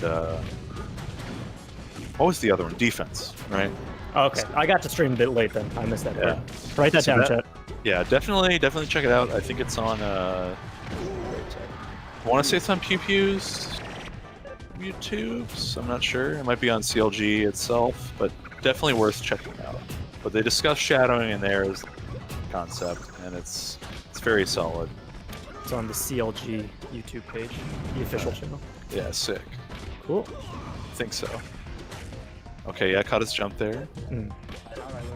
Yeah, and see, there's that kind of mirroring where it's like you jump out a little bit just to be able to like either maintain that threat, or if they do commit, if Morse didn't pull back in the bomb, he's able to get the back of it, right? Sure. Like you add this almost observational movement into your edge guard that then allows you to make better decisions from the go. Well, I mean, and it's forcing something out of your opponent, right? Yeah, absolutely. Well, it's like Morse could, like try to trade or mix up off with like a weight, but it definitely demands that you acknowledge that space. But right now, it's looking like MorseCode might just go to Grands. Yeah, looking pretty grim if you're a Falcon owner. Oh god. Yeah, this is hell on earth. Oh, nice. Oh, okay, 59%. Actually, really doable now. Grav at 0 means big money. Oh, whoa. yeah. Samus has been getting so much better at avoiding like conversions off down throw with like full DI down and away into forward air, funnily enough. But it looks like that bomb really worked out well for Morse. Oh my god, finally. Classic. It is time of need. Spacing these out here.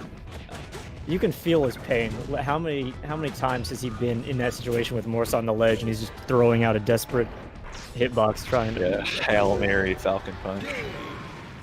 And then you're Falcon above stage against Samus. You're like, well, fuck me running, I guess. What are you to do? 3-1 to MorseCode. He's going to see you in Winner's Side Grands. Meanwhile, Frost and Pablo looking like 1-1. So are they going right now? So it looks like Chris gets a bit of a break, which is good, but looks like you'll be able to see that on Books' stream. Pardon me. Twitch.tv/Books is great. He is. It's true. It is. It's pretty awesome. It's pretty swell. I am gonna get another beer because Sounds good. It's that kind of night, and I have work tomorrow. So We'll hold it down, dude. Cheers to that. I have work tomorrow. That's as good a reason as any. Things down, Che. I'm trying. I don't know why you guys are having issue. Stream can hear me, but you guys can't. I gotcha. Yeah, I don't know why you guys are having issues with the Discord stream. I don't. Zuko chew through a cable. Yeah, he's just chilling. He was vomiting profusely earlier, though. He's vomiting up your cables, man. He's vomiting up your Ethernet cord. My man was having issues, but yeah, I don't know why it says that the encode. It doesn't say anything's wrong with the encoding. I got plenty of CPU juice. You know, I don't know how computers work, but it said it was good. Something about the interwebs and something about my megabits down. Yeah, exactly, something like that. Something's going down. Something's coming up. I was getting the thumbs up, but apparently you guys weren't seeing that on your end. So no, it's fine. It looks like every time if I switch the quality from like 30 FPS for you guys, 30 FPS to 60 FPS, it like resets and you guys can see clean again. Yeah, I don't know. Chad, I was definitely playing friendlies with Che this week, and all of a sudden he just stops moving, and like pauses the game. And I'm like, "What's up?" And he says, "Sorry, my dog just unplugged both of my monitors and the internet." Wait, real shit. Wow.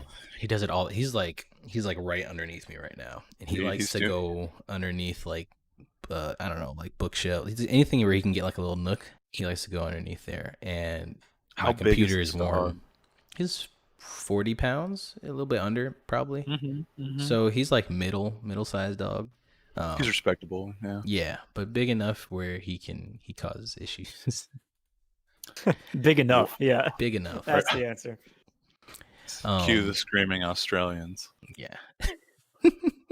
Yo, have you ever seen the classic YouTube video where it's like this Australian man and his wife, and they're getting interviewed on live TV, like a little newscast from like your local news station. This poor old man, he got attacked by dogs, like some wild dogs, and him and his wife, and he's retelling the story, and him and his wife come over, and this man reenacts the dog attack. Oh right yeah, there. and he's just like, "Arr, arr, arr." Yeah, I've seen that one, bro. He goes, They came bounding over. His wife just looks at him like, "Oh God." Like, honey, do we really have to go into the full detail? Yeah, that's my dog on my cables though. He goes ham. Hard in the paint, man. Exactly. So who's left? Let me see left. You've had a busy week. We're waiting right now, Che. We're waiting on Frost and Pablo. Yeah, man. Between like full-time job and like, I did some prep work for 5 days of Melee. I like pre-recorded the book reading intros and everything. Oh. And so Monday night I did the P+ show matches. I did some donor readings throughout the week as well. Tuesday I had to like jump in to commentate with Squid because they were like, emergency commentator needed. No, Blur is nowhere to be found. And I was like, well,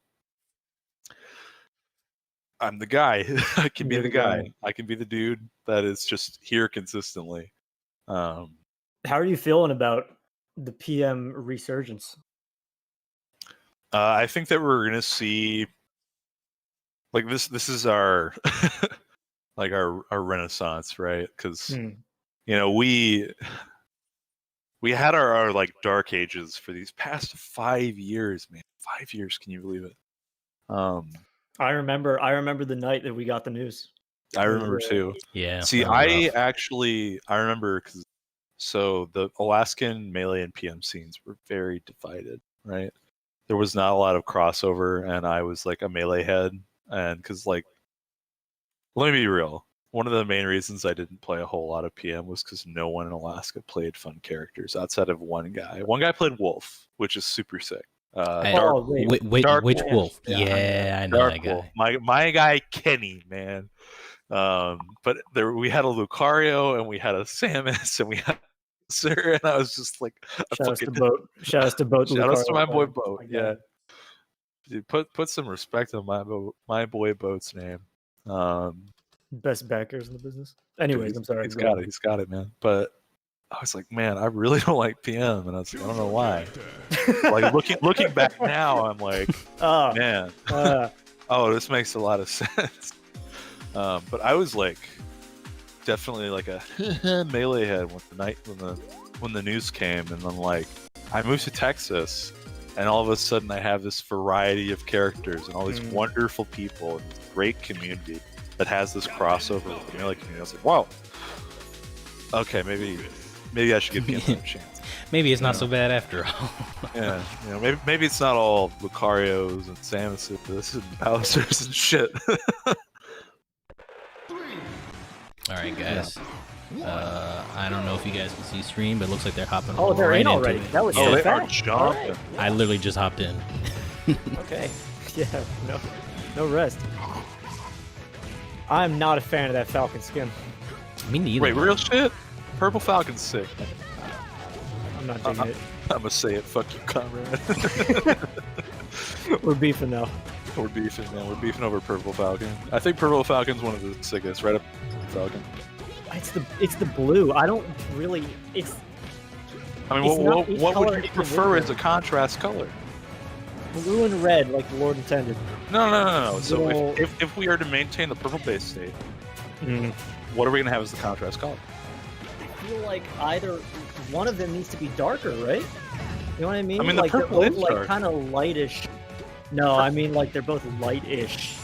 It's like too light of a purple. If you make that like a royal purple, I'm done.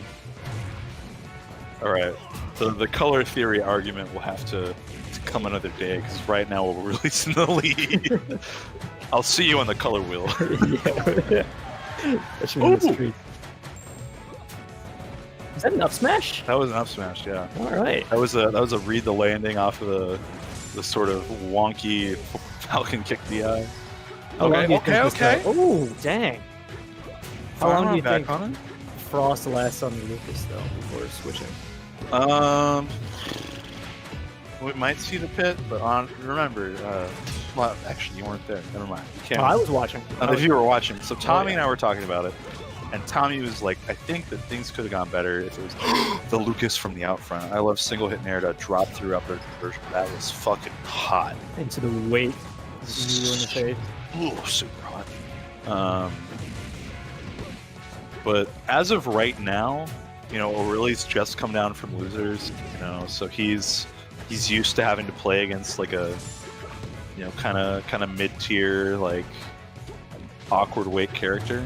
But you gotta love that Nair just got oh man, why is she getting hit by these, man? Yeah, I'd quit out. On that. I'd run it back too. Sticking to her guns again. Yeah. I think there's a moment with Falcon where if you're just hitting all the right notes, You know, because there's some instruments that like have wide variance and like depth to them, right? And I think Falcon's like a saxophone because he can be played like classically. It took me a second. I was like, is he talking about like musical instruments? Yes, I'm definitely on board. Go on. So, like, when Falcon's like a on tenor. all the time, like if you listen to Moon Hooch, man. Oh yeah, that's a good one. Yeah, so he like a Falcon when he's on is on some shit. Falcon when he's like chilling is on some Charlie Parker shit. Like he's hitting some crazy stuff, right? But like it's within more reliable parameters in terms of like a classical saxophone sound, even though it is still jazz.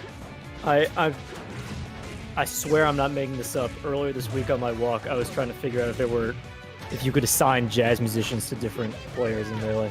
Oh, absolutely. And PM. Absolutely. You definitely can. Is that gonna kill off the top? That would have been so hot. But good call on Zoe, just chilling shield. Yeah, you're gonna have This to is be a a little long bit. stock. Yeah, I was gonna say. Still just juggling. Yeah, I like the Chris. He can't keep getting away with it. So you know like the lore on that, right?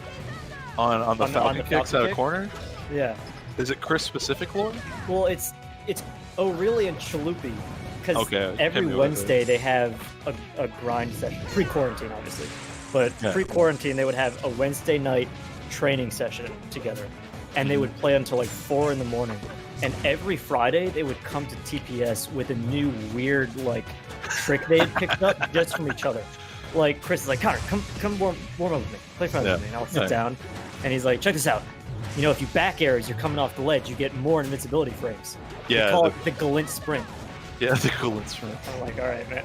All Yeah, right, no, Chris. there's an aerial interrupt back air that actually gives you insane goal. That's it. That's the Galint Sprint. Yeah, the Glint sprint. They just rediscover everything. And one night, they just discovered, they're like, wait a minute. Falcon kick out of the corner can cover crouch cancel or something like that. I don't remember exactly what it is. Yeah, But, it doesn't. I don't think it breaks crouch cancel outright at 0, but like if you're trying to CC it above 40, definitely a rough one on you. There you go. Get those tech chases in. Soft hit knee reset. Ooh. Simultaneously the most disappointing and like still kind of okay thing that you can get as Falcon, when you're just like, ah, shucks, I reset the situation. Yes, bummer. I didn't get my kill move. A little bit of an antsy rev there, though. Oh! Somebody was just said the saxophone is cooler than Falcon. I think you're fucking. But Falcon's as cool as a saxophone.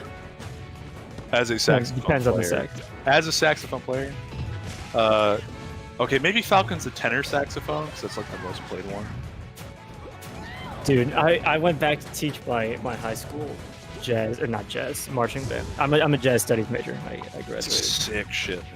And this kid is like, yeah, I only play the alto. I was like, do you want to learn tenor? He's like, no. And I was like, Dude, the It's E so flats. good. If you're an E flat, you hate the B flat. It's as simple as that.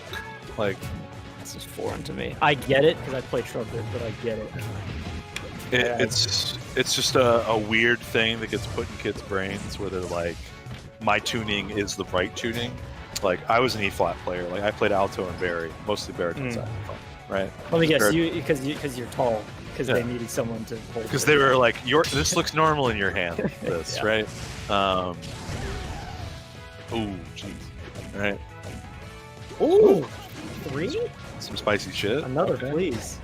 Yeah, but as much damage as she's stacking up, it's still Lucas Falcon. Oh shit. Yeah, I mean you're looking for a quick kill and then the coolest Reddit post of your life if you're Frost right now. With that back air. That back air ledge. Big beefy. Concert key players over on their side of the room like, fuck. This goddamn concert pitch gang. What's up, boat? The violinist is thrilled. There was definitely a rehearsal that I showed up to and they made me play C trumpet. And Ew. Not as bad as you can expect. Yeah. Sea trumpets. Because your ear is so used to this noise makes this sound. This mouse Yes, shape makes the sound. and your hand. Yeah, Your hand and I mean is it's so much weirder, I imagine, for brass because of just how important embouchure is. But I'm good. I'm big chilling here with Conrad, commentating some games and talking about musical instruments and Smash. Ooh, I love single hit reset. Get that grab in there. Yes. Yeah, but like woodwind instruments that like are single reed, you can be a bit more consistent with your embouchure, right? Because it's more about fingerings and airflow. Like those two will make or break how your sound is. A bit more than just embouchure well in like any brass instrument. Holy shit. Crazy shit. Going from B flat trumpet to valve trombone though, valve trombone goes goes fucking hard. Ooh, frogs. Yeah, valve trombone's crazy. Bass trombone, beautiful instrument. Bass clarinet, beautiful instrument. You're getting a glimpse into our true passions here, chat. Yeah. I promise we're still paying attention. Yeah, the only reason we got into Smash was said it's like jazz, and we were like, oh, jazz, wow. I know about that. I gotta check it out. It is. It is. Yeah. You can't tell me that it isn't. I love those folks that do like jazz drum beat matched up to melee. I remember that video. I remember that great. video. It was great. The turnip hit, and it's just like a snare rim shot. No, it was oof. Cover that roll in. Cover that roll in. The parallels of Project M to jazz are some things that people don't talk about enough because it is freakishly 1-to-1. I tried telling Che about it on the 5-hour car ride to an SNS once, and it took a while. And I'm not sure how much of it stuck, but see, I think that there's a crowd that says that the whole idea of like melee is jazz is a little pretentious. And I think that there is an element of like it does sound like we're trying to be a bit too intellectual about the whole thing. But when you think about what it takes to become a good jazz musician and what it takes to become a good smasher, it takes very, very solid fundamentals at the first step, right? So to even get anywhere close to playing jazz well, you have to have solid fundies. But then to become a great jazz player, you have to be able to expound on those fundamentals with improvisation. Which, much like Smash, comes from practice and years of adapt. How do I put it? The understanding of theory, the ability to adapt and change. It's also the appreciation for history. Of the people before, and that's what really makes your style. Like any time you ever do a shine to jab reset, no one's ever gonna say that's something new. They're like, that's there you go. Yes. But when you incorporate the Thunders combo into a 6-string and like make the combo out of it, that can become its own clip. That can become, Mango versus Plup. At Summit, where he's last stock down, he does that insane combo to get him off the top on Pokemon Stadium. I can't believe that killed. Yeah, I can't believe that killed off the top. Exactly. So it's very much this whole different animal now, where instead of just being able to work on those fundies and you're able to hit those Thunders combos and you're able to hit your back airs from ledge, you're now able to do all these different things. And that's what I think really is the metaphor for melee is jazz. Does that kind of thing expand out to other things? It's the same with basketball. It's the same with soccer. That's the real secret. It's funny that we say like, oh, this game is jazz, but secretly everything is everything if you work hard.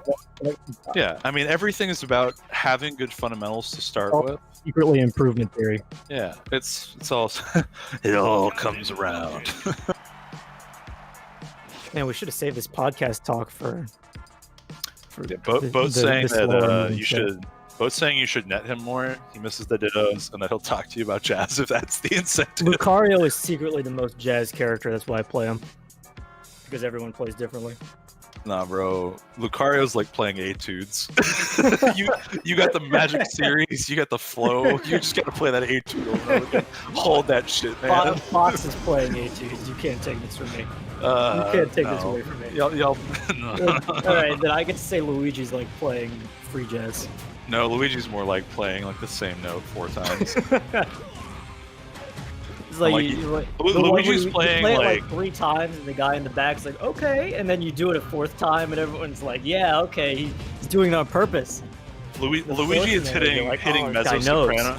mezzo soprano notes just by forcing embouchure sometimes to feel a little different, just to feel some shit, man. Just to feel Dude, something, anything. Saber says Luigi's playing the recorder. Yeah, but it's like dialed out fucking Jurassic Park shitty recorder like that. I also want to go back to the guy in chat, CD, who says it's a banned game commentated by banned kids. Yeah, so Chris just tried to run away from a missile and died, and proceeded to type Lamau while on the Angel Plat. Kind of beautiful. Yeah, these two are definitely. It's definitely nearing that point of sets played where it's no longer an occasion. It's just a thing. It's just how it is, man. It's just the way that the world works. Which is pretty cool. But Yeah. Oh, what instrument is Samus? Samus is like she's a tuba. She's a tuba, bro. She's like the feature you have where. Keep quiet back there and go back to playing the long term. Like 1s and 5s, baby. 1s and 5s. just holding it down. You got 136 measures of resting. Like you chill out. Yeah, wake me up. Yeah. I'll see y'all in 2.5 minutes. Tomas, what's the most boring, lamest instrument? It's the percussion part in Sleigh Ride. In the part where it's like, and then the whip cracks. You're that guy with the 2 wooden sticks and you hit them together. Yeah, it's just like fuck you. That's the only job for the year. I'll be honest though, that guy that hits the whip crap's kind of raw. He gets the fans. Yeah. Him and the and if you're the trumpet lucky enough to do the whinny at the end. Oh, there you go. Business as usual for Morse code.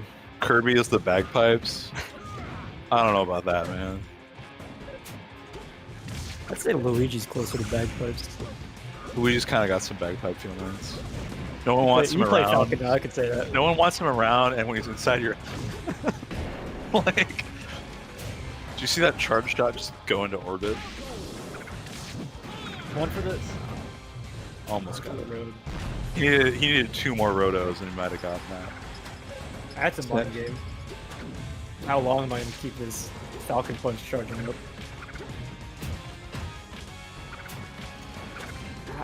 Ooh, Hey, that's new. Somebody shit talking bugles in chat. Bugles are raw because they're all embouched. No shit. Yeah, trying to play taps for the first time, you realize, this is how that instrument works. Yeah, it's God. literally completely reliant on how you shape your mouth and holding a fucking trumpet brass embouchure. And how fast you blow out air. Holding a trumpet embouchure for any part of time is hard enough as it is, man. Like, I remember playing tuba and being like, this fucking hurts. I'm a woodwind player. And being like, this and y'all go fucking crazy with the embouchure. Like, you gotta fucking purse up. Sometimes I wonder if, I know they don't, but I wonder if Morse or O'Reilly ever watch the sets that we've commentated for them. And I wonder what the wildest thing we've gotten into is. I don't know. I mean, we've been on the jazz tangent for a good, like, 5, 6, maybe 10 minutes here. Oh, we tried to do the what is it? The Omnicline? Omnicline. Yeah. Shoutouts to Jade for some of the most Omniclimbs there is as a Samus player. Is that consistently rising? Huh? Like Lucario? Can you consistently get air from that? Oh, yeah. I mean, any character that has a charge side or charge neutral can. Some were just too slow, like Sheik or Diddy. I think that's because they have wall cling. and also like, interesting. Maybe and because you like, they're longer. What is it? They have that longer animation to be able to stick. not to stick, but more to retract. So like when you press L as Samus or Lucario, your ball goes away almost immediately, right? Yeah. But there's like that kind of put away animation. He's dead. He doesn't have a jump. Yeah. Zelda is a square. Zelda's like a bass drum. She's got 2 really good hits, and that's it. And then everything else, you're like, why is this happening? Bass drum. You've already got forward air and back air. Ooh, interesting. Oh, nipple spike. Get his ass. Yeah. Get his ass. Good God. I love that I've watched enough O'Reilly to start seeing setups for that. I'll Yeah, watch he's the like, Falcon oh, player, I'm shot. like, oh, he could have nipped him. Could have been nipped. Could have been nipped. Could have nipped him. Yeah, Chris with space looks horrifying. Like having the ability to have a high enough portion of the stage. Oh my God. Oh, no. Yo. Oh. Yeah, having enough to where like if he's double jumping over to the other side platform, that doesn't actually cost him, right? Pretty nice to see. Oh, there it is. I asked in Nun's chat once. Disclaimer, he didn't respond. What's up?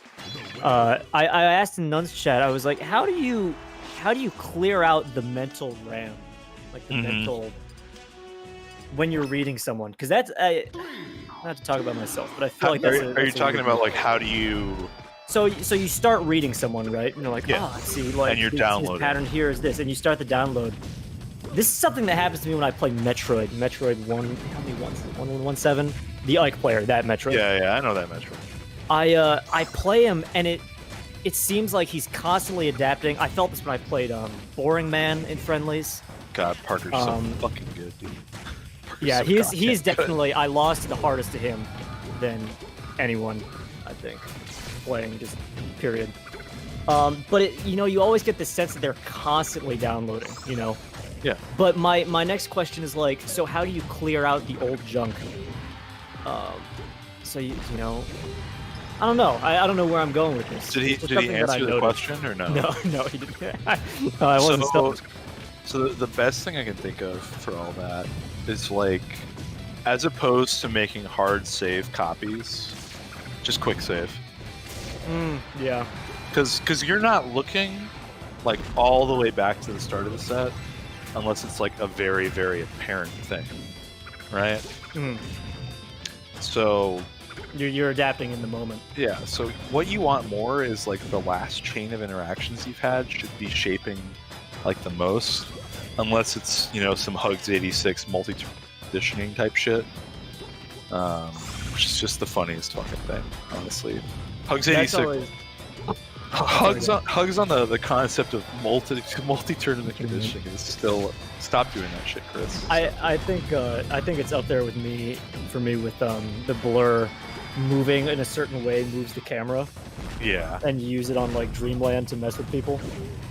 I mean you can definitely like run all the way to the other side of the stage, or like get really close to them and you know where the stage is, but they might not. It's dead there. Also, tech chasing in the bubble is the funniest thing ever. I love tech chasing off the bubble. Oh yeah. Do you crouch that on reaction, or is that just like a Samus thing that you're crouching there? That was crazy. It's ABC. Always be crouch canceling. Wow. Honestly, yeah. Is that on the Like, spot, or you? No, that's something I've said for a while. Okay, all right, just making sure. Because like if you're playing any character, you benefit from holding it down, right? Regardless of where you are, like regardless of whether or not you're, if you get put in knockdown, or if it's to the point where you slide off stage, maybe you start doing survival DI. But like ABCC, always be crouch canceling. Great tech there. God damn. I played Red X, the Link player, and pools at Shuffle a few years ago. Ooh. Tech. Yeah, go on. Tell me about that. And I just remember trying to down tilt him. That's all I wanted in my life. At that point, is to down tilt this stupid Link player. And after the set, he's like, "You really got your crouch cancel stuff down. And that was like the day that I learned how potent crouch cancel really is. Oh, absolutely. It's a game changer. Oh, he might be dead. No. Roll? my- Yeah. So, dude, the thing about those jabs that's so crazy is that it requires like very quickly inputting down, Mhm. and it's just like the Michigan like Sami, Morse and Duck basically have that shit down to a science. Does Duck They still play Samus? he played I'm Sheik saying now. more when Duck plays it like now, like when Duck was playing Samus a bunch. Oh my god, is he dead? Oh my god, he's dead! What? This is what 2-1 for our 2-1 boy. for really, yeah. Yeah. Wow, he was at like 80 something. I'm watching on my other monitor. That's the beauty of Falcon Samus is that she gets in the air and you have control. Finally. Feel something again. Oh my god. 41% off the rip. Probably just gonna yoink back center stage. Oh, why did he fall off? Yo, instant up air? That's crazy. Oh, Chris got a little bit greedy. I think he also wanted to see about getting the knee there in case Morse different plays. I feel like that's what the F smash was supposed to be. Ah, smart, yeah. Yeah. Oh, nice. Because if you watch like Chef debated in real life, you'll see that like, we have no idea what happened there. That was, Yeah, yeah, that sorry. was all caught in the sauce of a frame disparity. Nipple spike. Yeah, but basically you I love you, hit Chris. the knee with the you hit the knee with meteor cancel. Oh. It's so Yeah. wonderfully predictable. It's so great. You could just to be that in tune with a certain Falcon. Yeah, he's gonna spike there. What happens to people from Michigan again, Connor? They get nipped, dude. Get nips. Nothing personal, just get nipped. Dude, Thank you. the dirt boy nip goes down in history, honestly. That was a story I told last week. Is really at spring training, definitely nipped like Tech Boy or someone very important, and I overheard him later. It was probably like the TPS after or something. He said, "Yeah, I mean, I told him, you know, nothing personal. It's just you're from Michigan, you gotta get nipped." Love that. Nipped again. Nipped again. Ooh, that was Yeah. pressure and a half. Yeah, that knee looking out for that wave dash back. Anytime you see a short overshoot like that, like that's hunting. That's looking for that. Like right there, that's the pickup you need sometimes. If you just get up and Samus's shit, you know, you wreck her. Oh, Chris, my guy, you gotta stop doing that. You gotta stop getting She'll be up back eventually. there. Yeah. You just gotta let her come. We're Like the- definitely at that part of the night. Sorry to cut you Yeah. off. We're at that part of the night where it feels like O'Reilly is one level of reads higher. You know what I mean? Yeah, he's You ever have looking that really- happen to you like in a friendly session? Yeah, you're just like, yeah, so we'll obviously do this, and throwing out some other shit, and you're like, it's me, I'm Boo Boo the Fool. Yeah. I was gonna say, Chris is playing the Edgeguard game, like, you know, his wife just walked out on him. He's not even waiting at the door, he's like out looking at the bars for her. Like, he's getting out there, and just everyone feels bad for him. He's way too far in it, man. He's way too far in it. He overextends and he dies. Oh, take a seat, buddy. Yeah. Just like hunker down at the door if you're gonna be that sad. Come on, man. Come on. I'll throw it all Alright. away. Last stock Oh, here Chris. before the. If Chris can hit this, if he can nail this, that's the reset. Thought he was gonna do that thing where he runs all the way off and fly off the ice again on accident. I would scream if that was the way Morse got a game 5. Oh, Oh wow. Oh, I love that. Yeah, covering the push off there. Oh, All right, we got the reset. Hot girl shit. Let's go. cool. I'm down for a second set. Mm-hmm. I'm always hungry for more games.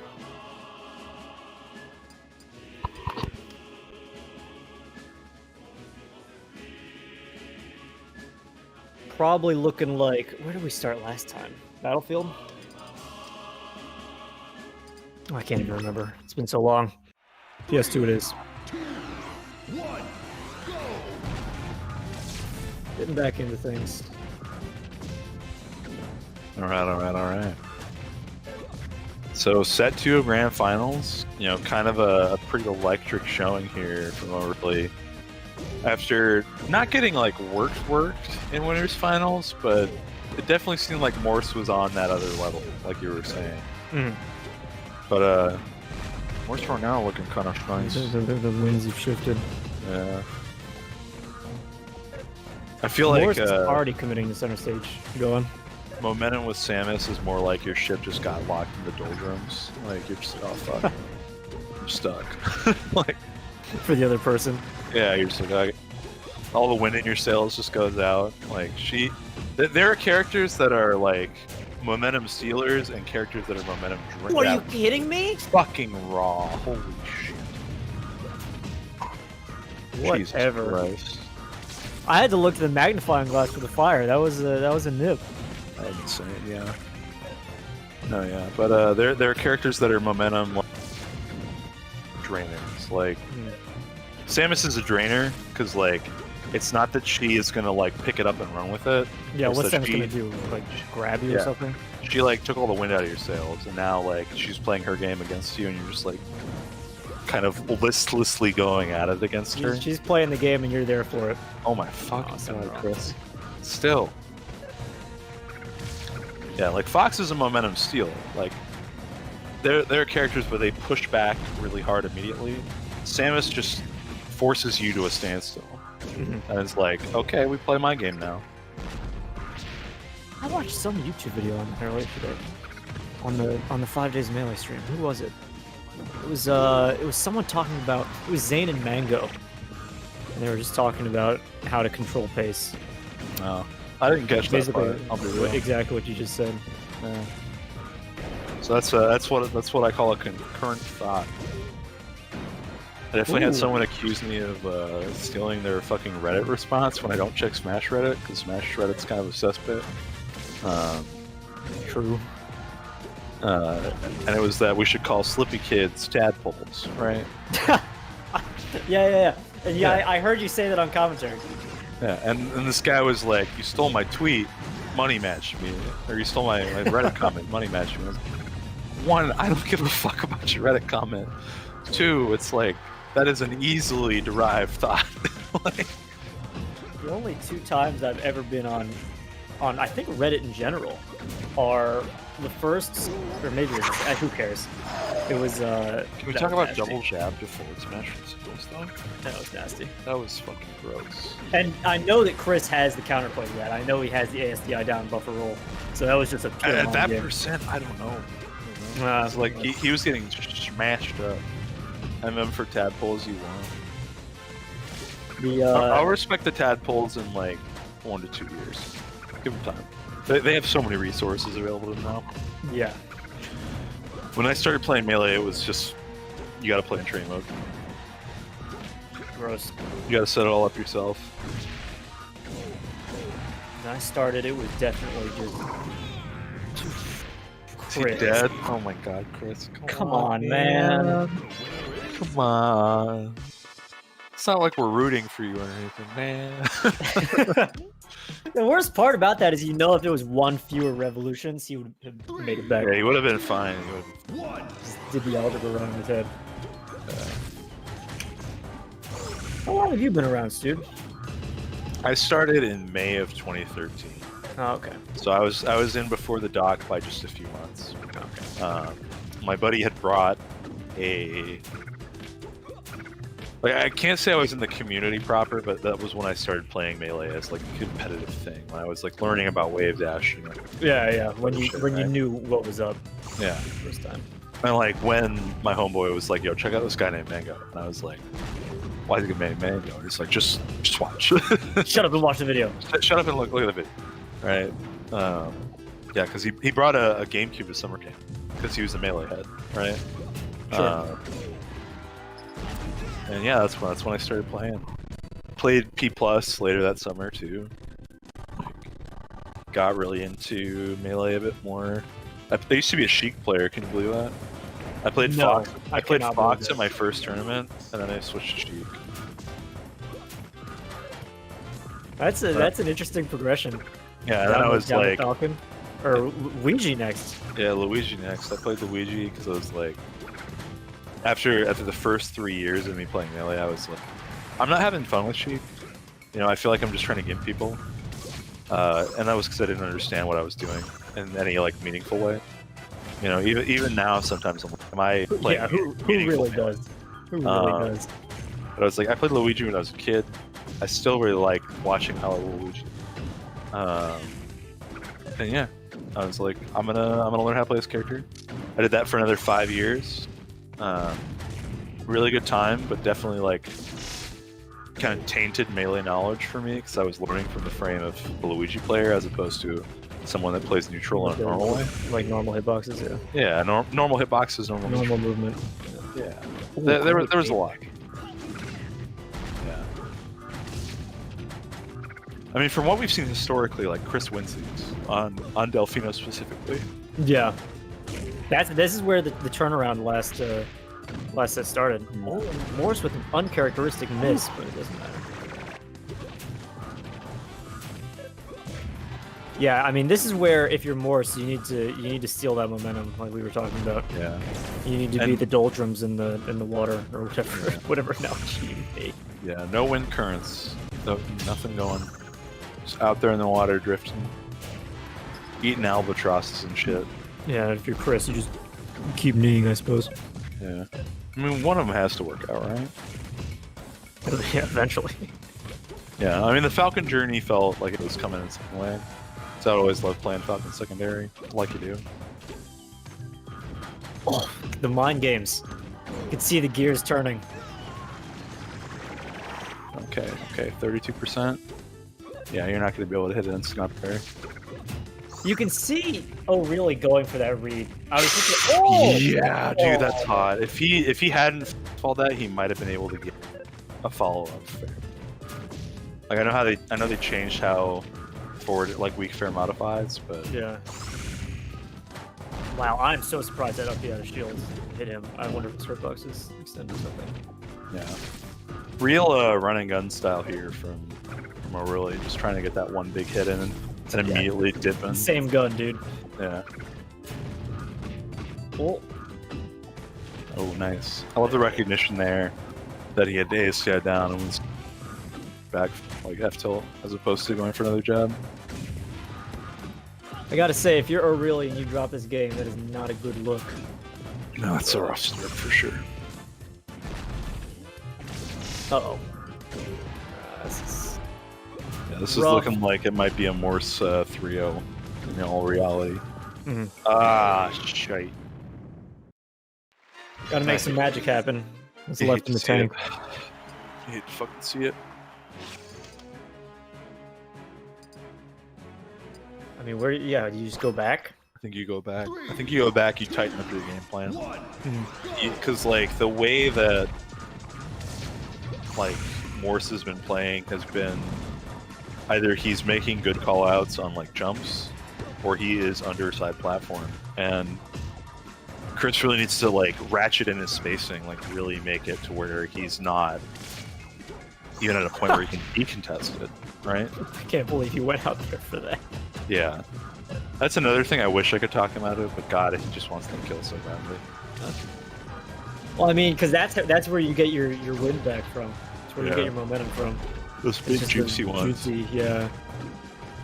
juicy spikes and really deep knees. Absolutely.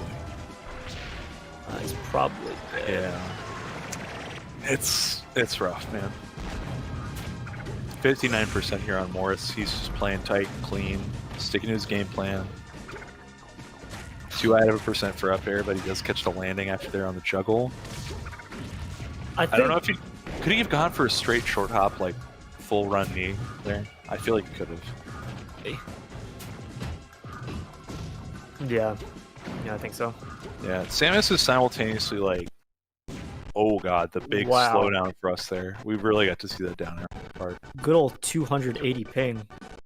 Oh yeah, that's not even for us. That's for everybody. There we go. Clean it up. Clean it up.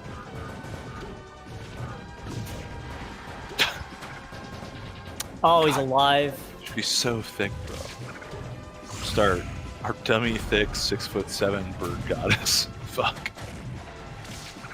And Morse has just started rolling the up B out of shields. I mean, he's content to just let it rip whenever O'Reilly's pressuring him. Well, that's because he's not pressuring safely. That's the big thing. Like he's not. He's going for the big in body commits. He's not going for like the I'm gonna space this. I'm gonna bait the space kind of thing. He's like, let me hit you. yeah. Please, God. Oh, the double there. And death. Yeah. Such is the way of all things. The way of all flesh. Shout outs to Jiro. Yeah, you can see him putting out moves. Oh, wait a minute. I love like Wheel of Fortune up airs where you don't even have to jump to get the second one. Yeah. Me? Better. Do you one better? God damn. See, the problem is, like last set where I would have gotten super excited and said, I think O'Reilly's going to take this set. Yeah. I'm just not feeling the stupid momentum. Like I don't know. He's kind of piecing his hole. Nipple spike? Oh. No, not quite. Not quite. Yeah, he's doing things a lot more cleanly. His like punish game is looking a lot better. His zoning edge as opposed to already a load better. If he maintains here, I think he can win. But if he slips at all, he's gonna. Yeah, lose. it's such a long road, man. To maintain for that long, that's the real test. I mean, obviously, let's not beat around the bush. Yeah. Like playing against Fox is like jogging. It's not a sprint. It's not a marathon. Samus is a marathon. Like you have to put your time in and pace correctly, otherwise you're just gonna burn out. Ooh. I like the nair there, but I mean, already the lead is Yeah, it's slipping. fumbling. I mean, it was a 1% difference just a bit ago. That's death now. Okay, back here. All right. Okay, missile comes in. Oh, the stomp, but he's not close enough to get the grab.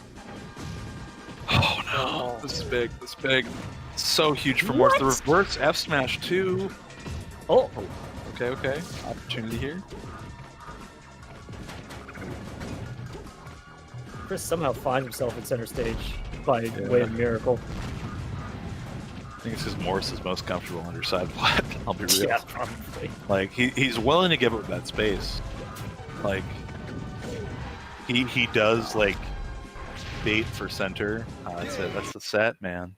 Is that 3-0 for Morse? 3-0 for Morse. Very clean comeback in that the last bits of it all. Wow. Some really solid PM here play tonight. I really enjoyed being able to hop in and commentate towards the end. Yeah, man.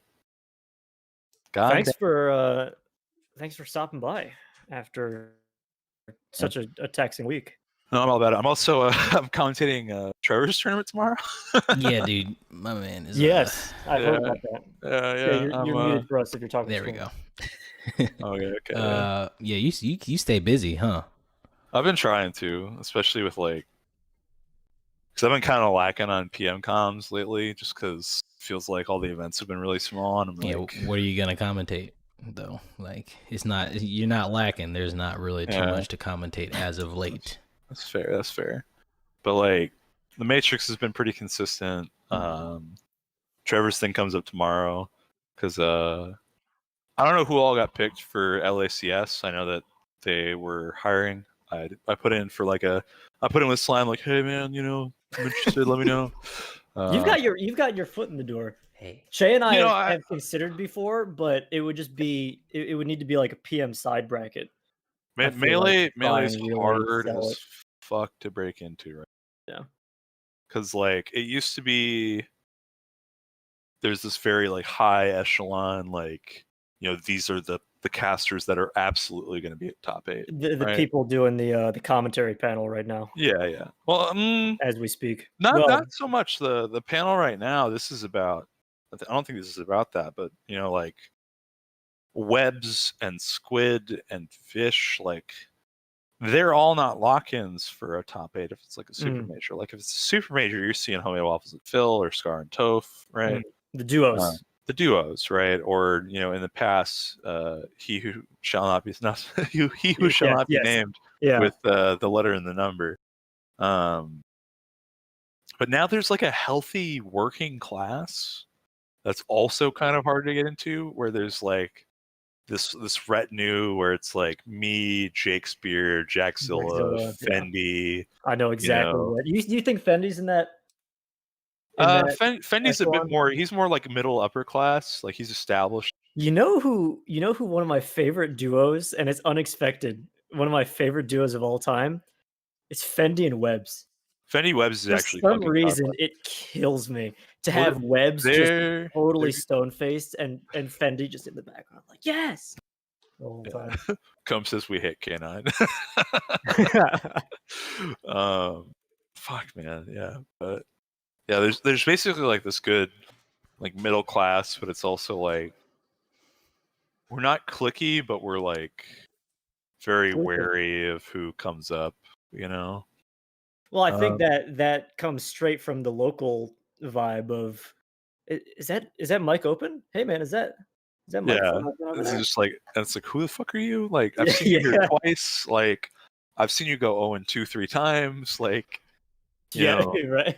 And it's like I can say I respect the grind and I respect the game knowledge, and if you can show me that, if we like have some conversations, like there's this guy Jimmy Caligula, now just T-Lock Jimmy. Someone said good luck to students continuing battle with Joey. I will slay him one day. But like he used to be so people used to call headphones Jimmy blockers because this guy, he's loud. He's like organically loud. Like his base level of speech is he like projects. Is a decibel or two higher than the rest of us, right? Sure.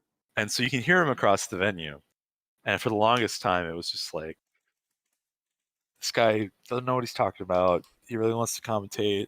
But then like he starts getting better and he starts knowing a bit more about what he's talking about. And he starts putting the work in. And now he's sponsored by T-Lock like I am, right? Hey. So it's like all it takes to get in there is being able to prove your worth with your work. And also like kind of knowing someone, Yeah. Like, how did you get your start? We have the time for this, right, Shay? You're not. What do you say? So I have the time to get into this discussion because I'm fascinated to hear Stu's backstory because I think we're good. Go ahead. Yeah. So for me, what I did, I started commentating when I was in Alaska, right? So I would talk, shop about like whatever tournament there was, and I remember I did one of our majors where we invited like Lucky up, right? So we had like 50-person bracket. Lucky was there, and it was super super cool. And I look back on my commentary then, I'm just like I didn't know a fucking thing. I'm just like I was talking out of my ass. Bring Stewed Fang to majors. It's the future. Fuck off, boat.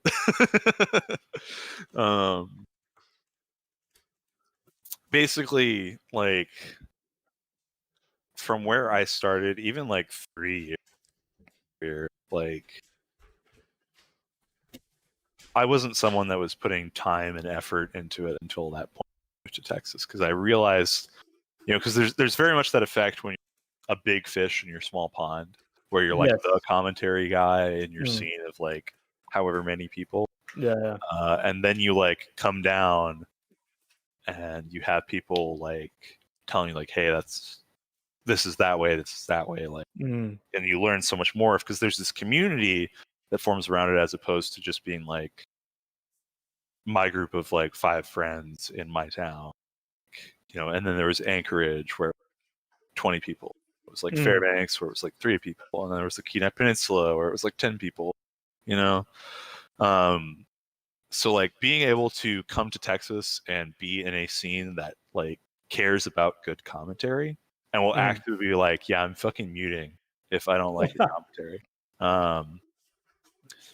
And like realizing that, and then me myself like watching other commentators and how they operate, and like listening to them and looking to them for knowledge, and then analyzing sets based off of what they've said and based off of what like top players say on their streams. And I literally just got my start by like one day asking like, hey, can I get on the mic at Monday Night Melee or an Infinity and Beyond, right? Sure. Like, can I please like try commentating? I'd like that a lot. And so that grew, and like me going to other tournaments in Texas, like me being able to travel and me being able to like, go to like San Antonio or Houston or Austin. Sure. And like going to regionals just there or all that. And then like, because when I moved to Texas, LTC4 was like one of the first weekends I was there, and I found out like, because I remember I was like, yeah, low tier city's like a thing right here, right? And I looked and it was that weekend. That's something y'all do. Yeah, I looked and it was that weekend, and I was like, I gotta go. And I just went and I played, I met people, I did all that, and then by LTC5, I did top 8 with Wobbles because we were. I remember that run. Yeah, because I remember like that was Bananas' first big tournament, where he beat like Cyrox. And the big thing is just like if you are able to show up to your locals and you're able to show up to your regionals and do all of that while not being just a commentator, because I think that the idea of resigning yourself towards commentary and commentary alone is kind of poisonous. It's go on about that. Okay, so with in regards to that, I think that if you are coming into Melee or PM with the idea that you want to be a commentator, because like if that's your forefront goal, because like for me that was a goal. I was like, I want to be a good commentator, but the one goal before all of that beforehand, that's a great dog, by the way, Jay, was I want to be I bet, bro. I bet. He really wants me to take him out or something. Yeah. But my foremost goal was I want to be good at Melee. I want to be good at the game. I want to be able to do the things I want to do in the game. I want to have fun in the game. I want to be good in the game. I want to be that's a good question, if you don't mind me jumping in really quickly. Yeah. When you say you want to be good at the game, are you speaking to tournament results, or are you speaking to general fundamental, I want to be a good player who is knowledgeable about, both the engine, but also, player interaction, neutral, I'm talking neutral stuff. Did you want to be a good player, or did you want to be recognized as a good player? You know what I mean? So there's two levels to that, right? Because there's the point at which people look at you and they recognize like you understand the game and you are actively working and playing the game. Like I remember asking Sosa when Sosa would visit, because I was like, I'm a mid-level Luigi at that point, and I'm asking him like, okay, so do I play like how do I play in comparison to Quandary? Like how do I play versus Quandary? Sure. And he's like, you play the game more. Like you're not just playing Luigi, you're like playing the game more. That Sure. like that, not even a compliment, even I imagine in his eyes, was just like, yes, like so validating for me, because I was like, I'm playing Nooch, I'm playing like, the way that is interpretable and like is working around understanding my opponent. And so having that baseline is super important to me, and like I don't trust commentators that don't have that baseline. I also think it's interesting that a lot of commentators either, I don't know if it's that we're drawn to commentary or that it stems from commentary, but Che and I, the running bit is the whole what type of player are you? Are you a heart, mind, or body player? And the more people I commentate with, the more I see patterns of like a heart player who are picking up on certain player interactions. Yeah. Saying like, oh, he meant to cover this double jump there. Or like, oh, you can see he was looking for that. Yeah. And so I see your point that you need that fundamental understanding, not just of like, frame data helps obviously, and engine mechanics works, but just that understanding of how people think goes a long way. No, I think it's really, really to be able to have just that fundamental level that you can then build upon is so important to being able to garner respect in any community, because the way that groups work, where there's very much like how you are perceived, because now we move into the do I want to be seen as a good portion, right? Sure, of course. It's yes, I want to be seen as a good player. I want to be respected in my play, and have someone be like, "Yo, Stu's kind of nice with it." He's nice with it. Like, because the whole trope around commentary is that we're bad, right? The whole trope is that we're the PE behind the desk for a reason. Yeah, we're the PE teachers of our games. Like, those who can't do, teach. Those who can't play at a high level, commentate, right? Like, so it's this whole thing where you have the expectation put upon you that you're going to be a 2-2er for the rest of your life. You're never going to make it out of pools. You're never going to take any names, right? And it's like, if you can break past that, you immediately get street cred, right? Like, it's honestly so fast. Because for me, I remember when it was Clutch City Clash 2. I think it was like 2017, maybe 2018. I'm trying to remember. It was maybe like October of 2017. That was like my breakout PM tournament, right? For the local scene. Sure. Because I was third seed in my pool. Not projected to make it out. Yeah, I was top 2 make it out. It was Drinking Food and Grime. And Grime is a good Wolf player from Austin. He's respected. I think I know that name, yeah. And Wolf, as you may know, is a bad matchup for Luigi. I beat both of them. Admittedly, DF wasn't on box because his box was like breaking or something, and he had to go onto GCC.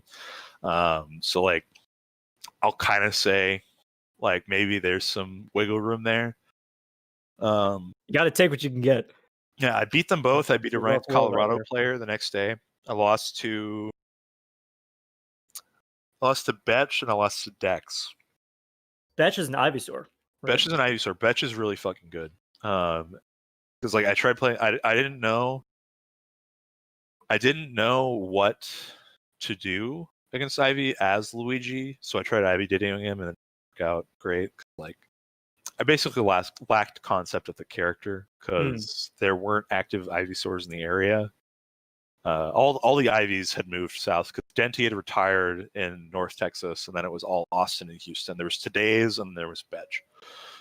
Both extremely sound players. I know Today's is doing, he's really solid. The big thing there was, like, I got out of pools as my first seed. I remember, like, Blank complimented and like was like, "Let's go, Stu." And I was just like, "Let's go!" Like, I'm doing so good. And I beat a Ganon player from Colorado named Monk. Okay. And then I lost to Betch, and then I lost to Dex, who's a Marth player. And it was a super close set. It was like game 5 last stock or something, or game 3 last stock, or whatever requisite it was. But it was good shit. And it's you got your street cred. That was when people were more like, yeah, Stu's good at the game. And then I got like power ranked to Dallas, and then all of a sudden I'm like top 7, top 6 in Dallas, or like, I don't remember, because like, I don't remember where we finished out for power rankings. I'm trying to, because I haven't looked at the DFW page for so long. It's been so long. Power rankings are still out of whack right now. They really are. And I mean, let me see here. DFW Project M/+. So the last PR we had, I remember making this graphic. I was number 7. Okay, cool. Because it was Apathy, American Bowser, Arsenal's, Birdman, Bananas. Like 5 top 50 / like top 100 capable. And then there's Fury and me. Fury's also sleeper hidden boss from Texas. Okay. Insanely good guy. So Who did he play? Falco? he plays Falco, Fox, Falcon, and so he can kind of interchange between the. But his best are definitely Falcon and Fox. Okay. But so like getting on a PR, being able to be like, I'm getting wins off these people. Like I remember, beating Bananas at a local, like a little bit. Like it was after LTC 5, maybe after LTC 6. I'm trying to remember. So this is after you had your big commentary break too. This was, I think it was before Optic, which was another big tournament. Well, which one did you do that block with Wobbles? Because LTC 5 was with Wobbles, and there was Optic Arena. Optic Arena was in 2018. It was in April of 2018, so it would have been before LTC 6. Was that also with Wobbles? It was also with Rob. That was the one where we were standing, because like it was put on by Optic, who's like traditionally like a first-person shooter group. Yeah. Right. And so standing commentary. So I looked super big next to Rob, because Rob's like, I remember, a little bit smaller than average height. I want to say I remember both of them then, because I remember people seeing you guys in the second block, or in the second tournament rather, and being like, "Oh, I remember these guys." Yeah, because I remember at least one of those. You definitely got positive feedback from Reddit. I don't know if you were. I think that was probably that was probably Optic. Okay. Because Optic Arena, I might have gotten an LCC 5 one. I don't remember. It's been like 3.5 years now. But Optic Arena is like where I'd say I made like the big break, because like LTC 5 was like, you are now a Texas standard and you are commentating nationals in Texas. Optic Arena was like, people know who I am and are willing to bank on me at events now. Because that was where Wizzy beat HBox like twice in Grands. Yeah. Like absolutely insane level of play from him. And that's where the kind of golf commentary meme started for me. I swear I was about to bring that up. I swear I was waiting for the moment that I could say, wasn't that where the golf commentary thing started? Yeah, so the whole golf commentary. Zeke tournament's over, but we're just chitting and chatting. You can come here if the melee commentary panel is too hectic. We're also talking. We're also talking commentary. So basically, like, the reason that Rob and I were so quiet, like the reason that I was talking like this and talking about how Wizro is doing such a great job of interacting with Hungrybox and like he's being very patient, is because they were literally broadcasting our voices to the audience. No way. No way, yeah. And so I was like, I don't want like Juan or Wizzy to hear this shit. Like I don't want to be like, yeah, Wizrob's really picking up on Hungrybox selling at ledge, and that's why he's going for these drop-down up airs. Like he's actually picking up on his patterns on how he's refreshing and like threatening range with back air, and being like, now Hungrybox can hear that and be like, yeah, I'm gonna stop that. Right. So I kept it really close to the chest, and that's where all the golf commentary stuff came from. Was because me and Rob were both really restrained. Like, it's not like shooters where they have the Jimmy blockers. Yeah. They didn't have full on Jimmy blockers. Like Wizzy was wearing headphones, but HBox wasn't. And like I think the loudest I got was at the end where I just yell like stomp, jab, knee, or stomp, like jab, knee, grab, or some shit. Because Wizzy went off the chain with it. Yeah. And like that's where all the golf commentary started from, and that's why some people were like big resident sleeper in chat on me for a long time. That's interesting. But so I guess that's. I don't want to take up your entire night. Yeah, I mean I got time, man. I could stay up. I don't give a shit. So this is one that I've been dealing with since. I wish Che were here. SNS 5. Yeah. SNS 4. No, 4 would have been the first one. Yeah, 4 is when you guys got top 8. 4 is when we did top 8. It would have been 4 then, maybe 3. Because So I remember 4 there was a little part of my brain that was like, who were Che and Conrad? Because I Yeah, hadn't met right. y'all yet. I hadn't Well, met y'all too so much. we got our start back at Wave Dash Wednesdays, Mhm. and then the guy that we knew is Pseudo, Fox Oh, I player love Jack, extraordinaire. bro. Yeah, you Jack's know such Jack. a homie, Yeah, bro. you know Jack. Also the streamer for Shine Corp and by extension SNS. Yeah. And so he knew our work and he's like, you guys want to, well, I mean, we did pools Wave D, I remember at SNS2, then SNS3, we did top 16, and then Nice. 4, they put us on top 8. Putting on top 8. And so my John for the weekend is that the mixer was messed up. And so if we yelled, it would peak Yeah, it would and just go. like hurt our ears. But also, more realistically, and Yeah. this is something I've gotten flack for my entire commentary career, is that I'm not a shouter. I'm just not a yeller, like in my everyday life. And so after that top 8, everyone's like, you know, get into it. We want to see you guys. You guys seemed like detached. And I was like, well, first of all, no, I'm kidding. It's like, no, But, I just don't yell. Like, yeah, I'm not a yeller. There's a cap, so, and it's like up here maybe. yeah, know? and so there was like a week where baby commentary Connor was home on the keyboard looking like how to be exciting, I went to like CS:GO boards and everything. I did my commentary research on how to be That's good. authentically energetic. Trans game study is super important.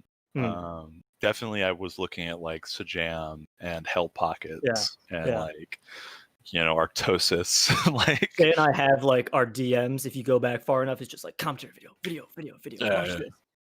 Maybe we should do this. What do you think? Maybe we should pick that up. Maybe we should understand like because the whole thing about commentary that I think gets built up upon, and someone that I think does it extremely well, is Scar. Scar is about narrative almost more. Yeah, he's about crafting narrative almost more than any portion of his commentary. He's very good at play-by-play. He's very good at analysis. He's very good at color commentary. But like the way the man creates a story and the way the man like feeds into that within the moments of his color commentary or the moments within his play-by-play. Well, I mean, that's secretly why we're here. You know what I mean? If I were asked on a commentary panel, the most important part about commentary, I would say hands down, is like your job is to make people understand why what you're watching is important, which is why certain blocks are harder than others. Midwest. They can be tricky. I mean, commentating DDD, man. commentating jank, bro. It just takes so long. You tell the story in the first game, and you're like, yeah, you're like, okay, I'm out of gas. He's gonna throw waddles off the side of the stage. Oh God, we're talking about jazz now. What's happening? Yeah. How did we get here? Yeah. I think that forcing hype is never a good thing. I think that finding the moments that you feel are hype is the most important part. So you should never be inauthentic in your excitement. You should never just be like, what a down air, for when it's just like, it is a down air. It's it's a standard affair, but compare that to Johnny goes out, trades knee with Firebird, immediately goes into stomp on Firebird. West Balls at Evo 2016. That is something there to you be have the excited context. Well, I mean, that's what makes me jealous sometimes of that upper echelon that we were talking about they earlier. get those opportunities. They not only get those opportunities, but they have the bag to draw from. I mean, there you had Johnny versus West Balls, and Johnny hadn't beaten West in such a long time. And I mean, maybe one or two sets over like the course of. That's the commentary fruit. It's the low hanging fruit for Scar to be able to say, or maybe it was Tove, able to say, is Johnny finally going to kill his demon West Balls? I'm like, are you kidding me? Are you kidding me? Like, you're able to say that and it's authentic. That's like what every commentator dreams of. There is a benefit to pre-existing narrative. Yeah. I will say that. And like there is local narrative, which is much harder to craft and culminate to an audience because it's more specific to the viewers you have at home. Yeah. Locals commentators out there, that's like the most important job, is making people care about your scene. Yeah, because you're the immediate like input for that. I'm sorry, I'm like not hiccuping, but burping up from all the beer I've been drinking. Basically, you are the outward face of your community for that. Like, they recognize the players, they know who they are. They've maybe heard them talk if they pop in on commentary, maybe heard them talk on Twitter. But it's your job to be able to relay to the outward world why your community is exciting, and being able to link in stories. Like I remember sagas of DFW, right? Like when I look back, I think about the period of time where Hamyoja was everything, like literally everything. Was beating Bunk, was beating Bananas, was beating in any local person that would come. Maybe Uncle Mojo would come out from out of town, maybe sweep things. SFOP could maybe put up a fight if SFOP showed up. I was gonna say, how'd you get that But Azaria? Hamyoja mostly won everything.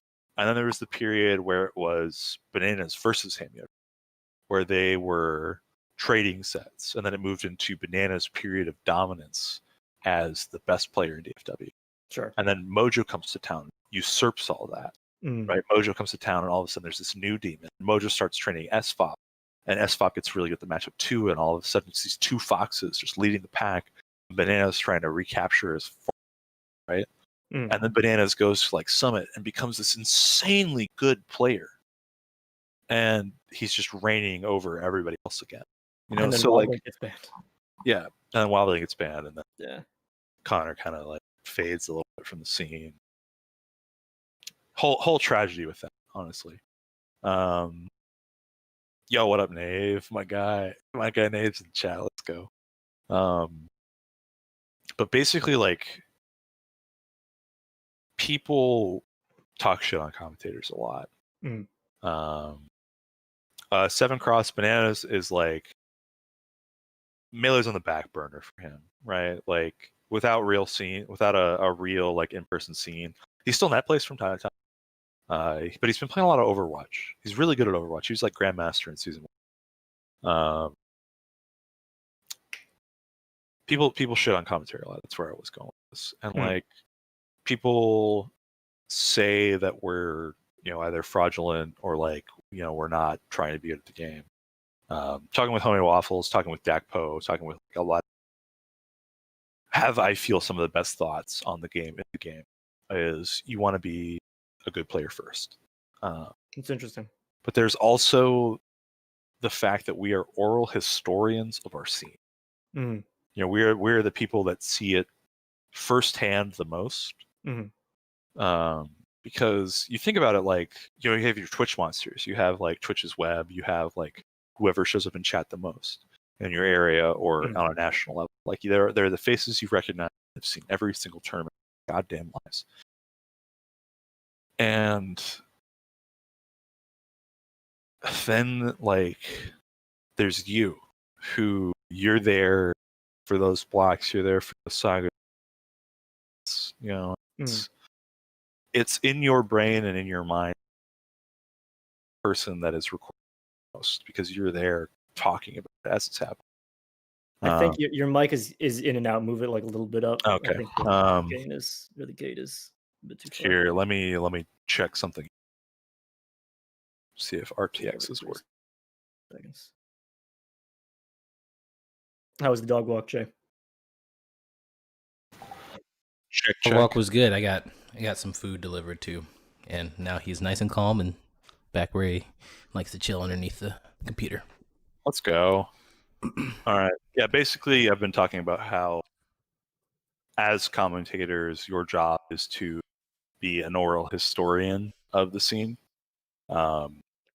Basically, you're presenting the outward face of your community. Basically, you're doing all these things where you need to be doing the most. You need to be constantly like aware of what's going on in your scene, be constantly talking about what's going on in your scene. If someone comes up to you at a tournament, oh, I've seen you commentate on this stream, like, what do you think about X players' chances? You gotta have an answer. Yeah, you're like, I think they're the fucking shit. Because one, they're my homeboy. Like if someone comes up to me at a national, or I'm there with Bananas, or I'm there with Hamyojo, or I'm there with like SFOP, I'm like, you're getting blown out of the fucking water. You know, like this is my person. This is a person from my scene. I will say that on an absolute level until there is a point where I have to dial it down slightly and be like, these are the more realistic expectations. Yeah. You know, like Bananas can beat top 5 people. Like Bananas is an insanely good Ice Climbers player. But when it's like people that really know the Ice Climbers matchup, when it's people like I don't know. I think he literally in his flash in the pan for Melee, Bananas was an outside force with that character because he was better than anyone else with it. And I mean that happens every so often. You know, there's always the trope of Ice Climber players do their thing, get their 5 minutes of fame, you know, and then everyone they fade out. The matchup. Yeah, they fade out when everyone looks at the matchup again. Yeah. I feel like you touching on the kind of champion of your scene thing. I feel like a good thing, a good role a commentator has is telling everyone why their local X, Y, or Z is the protagonist of the story, is the anime protagonist. That's how you're selling your guy. I mean, unless you got Mango in even if you got Mango in your scene, and even if it's not a done deal or anything, it's your job to upsell. We had to root for Chris over Gatsu. We had to make that sell. I mean, that's the thing, is you have to be able to, and it's not like snake oil salesmanship, right? No. It's we are coming in to be able to give you guys a story. And that is people that we love and see every week just as capable, hopefully, you know, to be able to pull this. I remember Endgame 2016, was it, Shay? What year did Chillin' and Mewtwo King and Milkman come in? 2016? I think that had to be 2016. I remember commentating Grands, and it was Mewtwo King, like Jason Mewtwo King Zimmerman versus Chris O'Reilly, and I was so excited. Yeah. Because I was like, oh, Chris gets to play Mewtwo King. I get to talk about Chris playing Mewtwo King. That's so cool. Yeah. I mean, that's the thing. And then you go to majors, right? And even if you're not commentating, you watch those matches and you get those stories back, right? And that's kind of the cool thing I think we also get, is that if we're traveling for gigs or travel's sake, I know I haven't been able to do travel for travel's sake as much, because like when you're starting out and you're doing regionals a bunch, if you're traveling as a commentator, you are taking maybe a day off every like 2 or 3 weeks, right? There were some months where I'd hit 30 regionals in, you know, and so it becomes this issue where it's like, okay, now I'm a national level commentator now, which feels so weird to say. But now I have to take 3 to 2 days like off to get anywhere because I have travel time. If I'm going to Genesis or something, I have to fly from Texas to California, or from Texas to Seattle for grass. That's anywhere from like 4 to 6 hours of travel time. That's, I need a hotel for however many days. I have to have this money and investment into it. That's another thing that I think keeps a lot of people out of being able to become like a big air quote big name commentator, is funds. Yeah. Because it's like, you can definitely grind it. You can sleep in your car. You can eat fucking bread sandwiches. Like, you can do it miserable. I don't recommend it. I didn't do that. I had a steady job that was paying above 15 an hour before I really started like traveling. And I tried to make sure that I had some incident of security before I was like being able to jump out and do stuff. Because I fucking hate the guy now. But D1 like talked about, don't make Smash your main.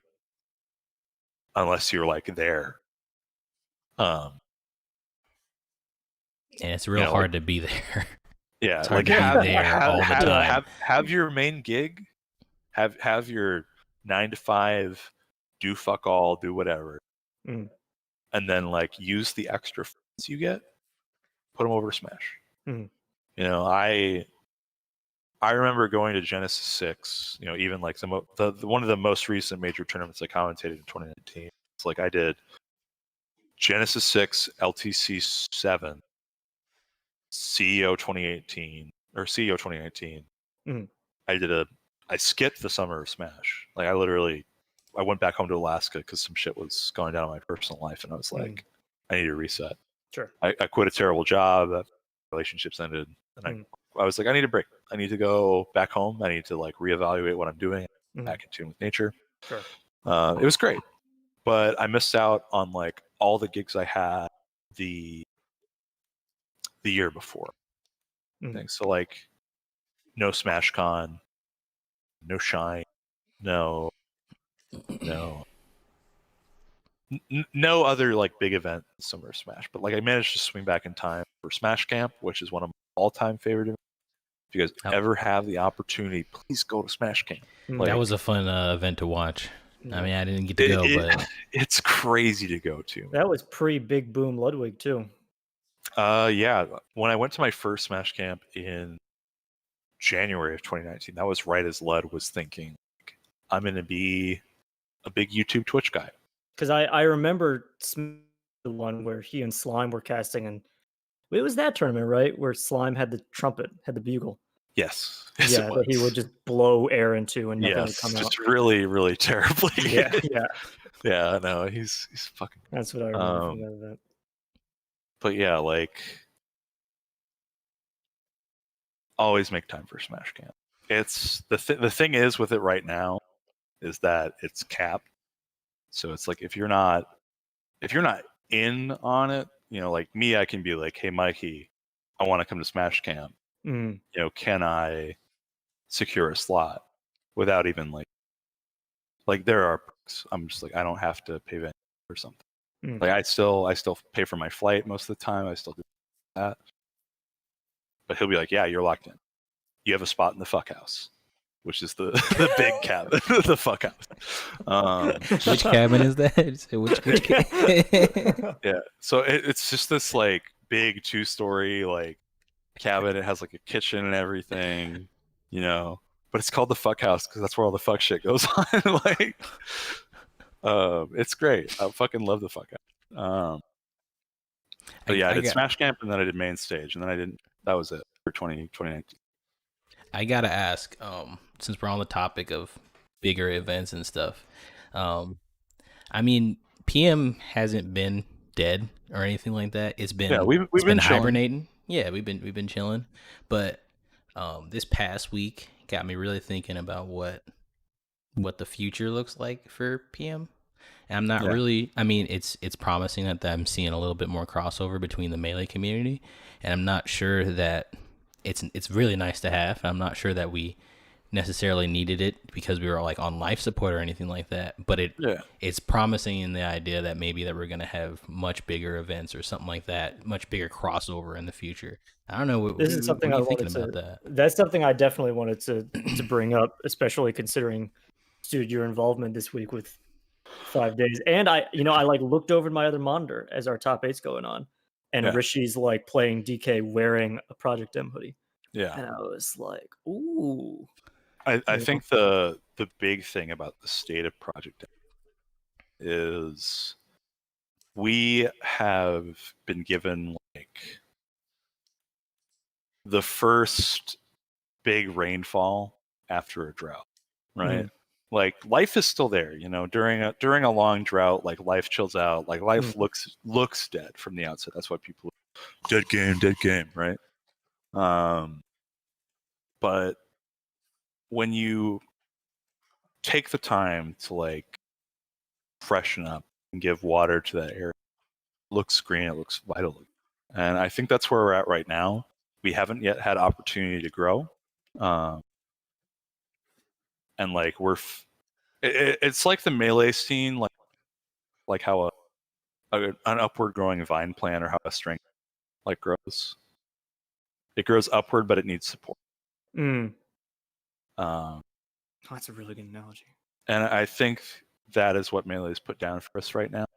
Is they've put a lot of time, interest, and effort with 5 days of Melee to finally throw all the bullshit shackles that the idea of big unfathomable Nintendo cloud, right, has been kind of keeping us, you know, in this state we're at right now, where we were, because they're finally willing to say free PM, free Melee, you know, save Smash. Like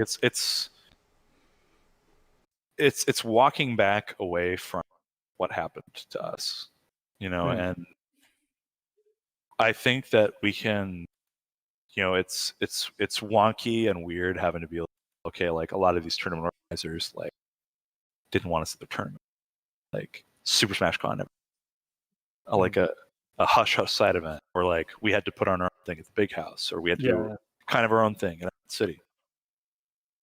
But it's like all of that culminated from a culture that had been coming for many, many years, where, you know, Big Daddy Ninty's Monday just like was a very scary thing.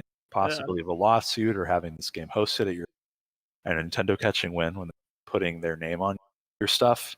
And like I've talked to TOs about it, talked to folks that were running, you know, Smash and Slash. I talked to folks that are CC directly. I'm like commentary talent.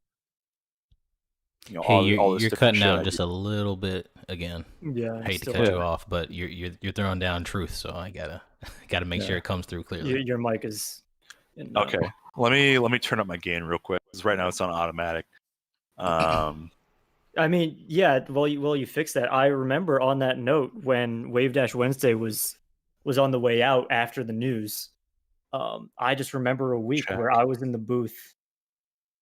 Weird, yeah. Where I was in the booth with XPMDT. Yeah. And I purposefully turned off all the mics and everything, but before he was like, "Yeah, I'm not here.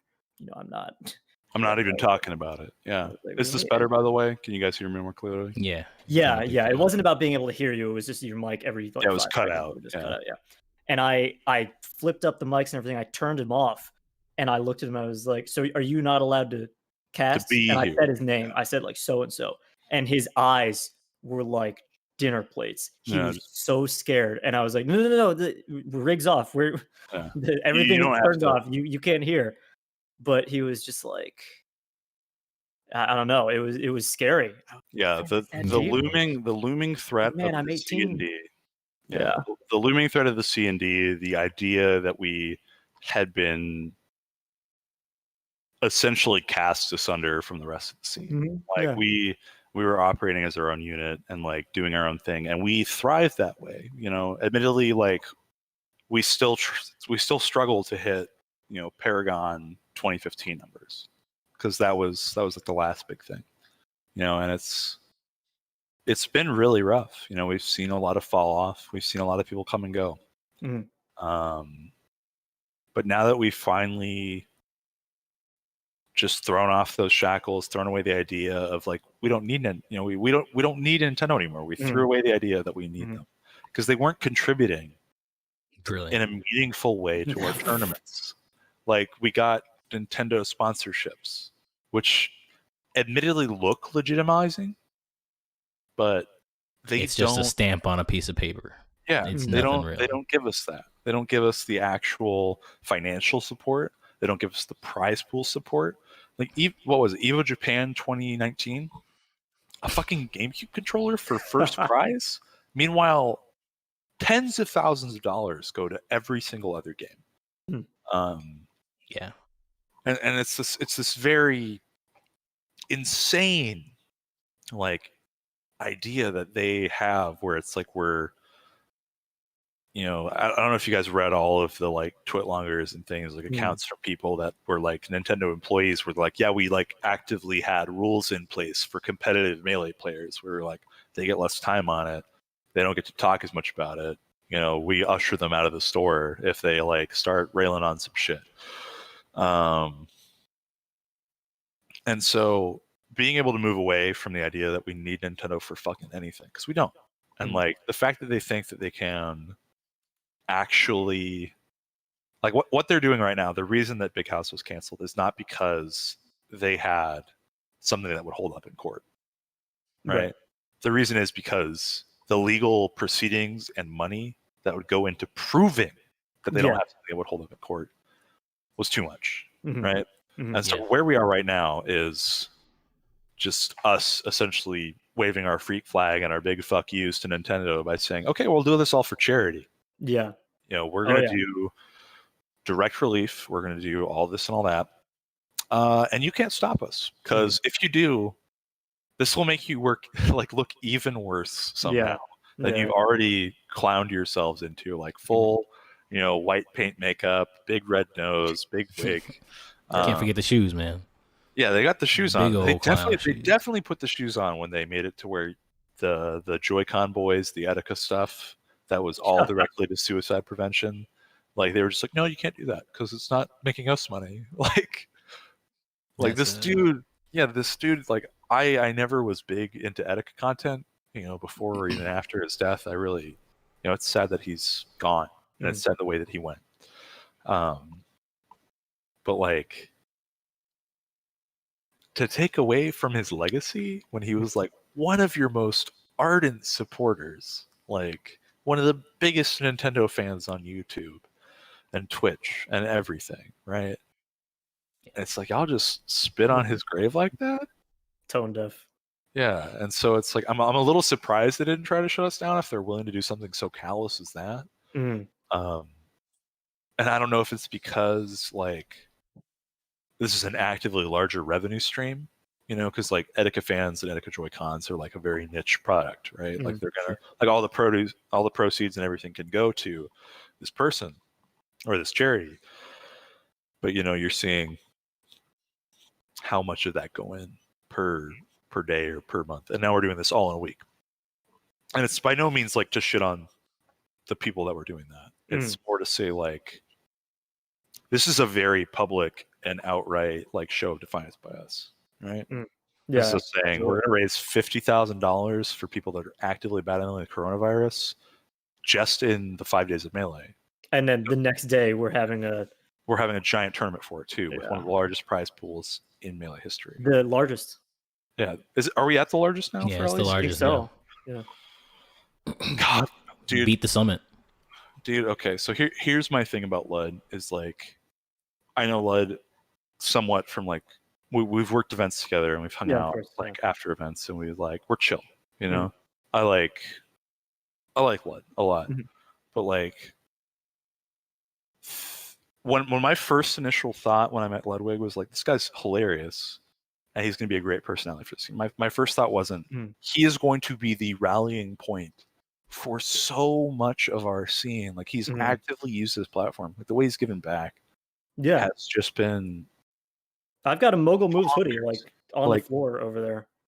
I would too if they didn't go out so quick. Yeah, right? That's exactly. I fucking love Ludwig, and like his personality on stream is like a little similar to who he is in real life, but like he is definitely heart of gold, dude. So we've got this for direct relief, so at minimum, all this, and then the whole prize pool. Jesus, like 150. I hope it's more than I think it's going to be more than the Evo Spirit Bomb for 2013, because we consistently as a community, we simping for Lud in the chat. We all simp for Lud in this chat. This whole community shows consistently, like, for all of our problems and like all of our internal mechanisms that have issues and like all of our failings, we need to do better on all those regards. Like I can't contextualize like how good the scene is without talking a little bit about how rough it is for some people. Of course. But at the end of the day, we do a lot of work to be able to show how important this is to us and like how much good we can do as a community. That is a thought I had earlier today, is just I just can't get it through my head. I just remember I was like cooking my breakfast and I was like, there are people who do this as their livelihood. And I was like, livelihood, what does that mean? I was like, oh my God. Like there are people who do this as a career. Like they wake up and just play the game, or they create content, and that's their thing full time. Yeah. You know? No, I think the biggest argument for like why Nintendo should leave its IPs to its community is very much in that same vein of like, you know, like CS:GO or basketball, where it's like if someone invented the idea of basketball and was like, you can't play basketball unless it's the way I meant to play it, and like street ball just never got to exist because they were like shutting down courts and cities. Like, I don't know. Only in the highest stages may this be played, or only in the most casual of ways. You have to wear clown shoes. Yeah, you can't push or expand or modify this in any way. Melee, we've already changed so much. You know, rule sets, software, you know, innovations. We're already so different than what Nintendo ever intended for us to be. Yeah. And they just got to suck that shit up, honestly. Yeah, of course. Yeah. And so it's very much this thing where I feel like they're holding us back at this point. And I think that's a sentiment that's been echoed by many, many people, is like, we don't want Nintendo sponsorship. We just want to be left the fuck alone and be able to work with other companies. Because like we have a thing going, if you haven't noticed. Because I remember when Low Tier City was approached for the Blur circuit, and approached for the VGBC/Blur circuit, and approached for the, you know, Melee Smash World Tour. Fuck, man, Smash World Tour was supposed to be so good. And then Corona happened. Yeah. So I got rollback though. We got rollback for sure. I think as weird as it is to stay, the gap and the lack of tournaments, the fact that we haven't been able to have tournaments, I think that also gave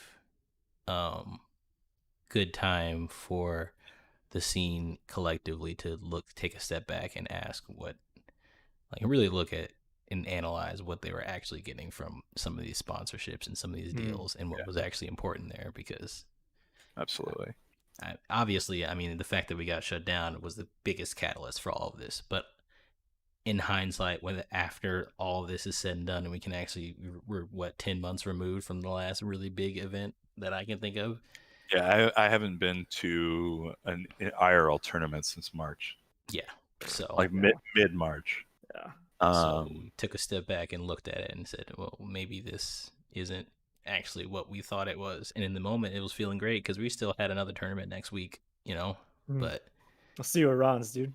Yeah, exactly. I'll catch you at Ron's. Yeah. So the thing for that is like, I remember hearing an opinion expressed, and someone was like, they're like, coronavirus is the best thing that's happened for our community. And I was thinking about it, and at first, of course, I was like, no. That first initial distaste where I was like, shut up. Like, I miss my homies. Yeah. But then, you know, I think about it, and like, the impact of the P+ drop, the impact of rollback being dropped, you know, I think that those would have been severely less impactful. Like, P+ still would have been big, don't get me wrong, because that's big for us as a community, but it wouldn't have been Melee players playing it quite as much. Like, we wouldn't have had Mango streaming it as much. He said that's from his mouth too. Yeah. He was like, you know, I just need shit to fill my time, because that was when delay-based netcode was still a thing across both games, right? So Mango's, of course, like, yo, okay, new P+, new Project M patch. Let's check it out. Let's check it out, guys. I tried so hard in those streams. I lurk in his stream every day unless he's playing P+, and then I do my best. Just Mango. Yeah, it's like, no, dude, it's Doc Fair right there. It's still Doc Fair. You need to wait longer. Yeah. The character's cool, I swear. Yeah, so fucking goddamn. Yeah, like, I think that it has been big for us in a way we could not anticipate. Mhm. You know, Yeah. of course it's been damaging. It's hurt our venues. It's hurt our TOs.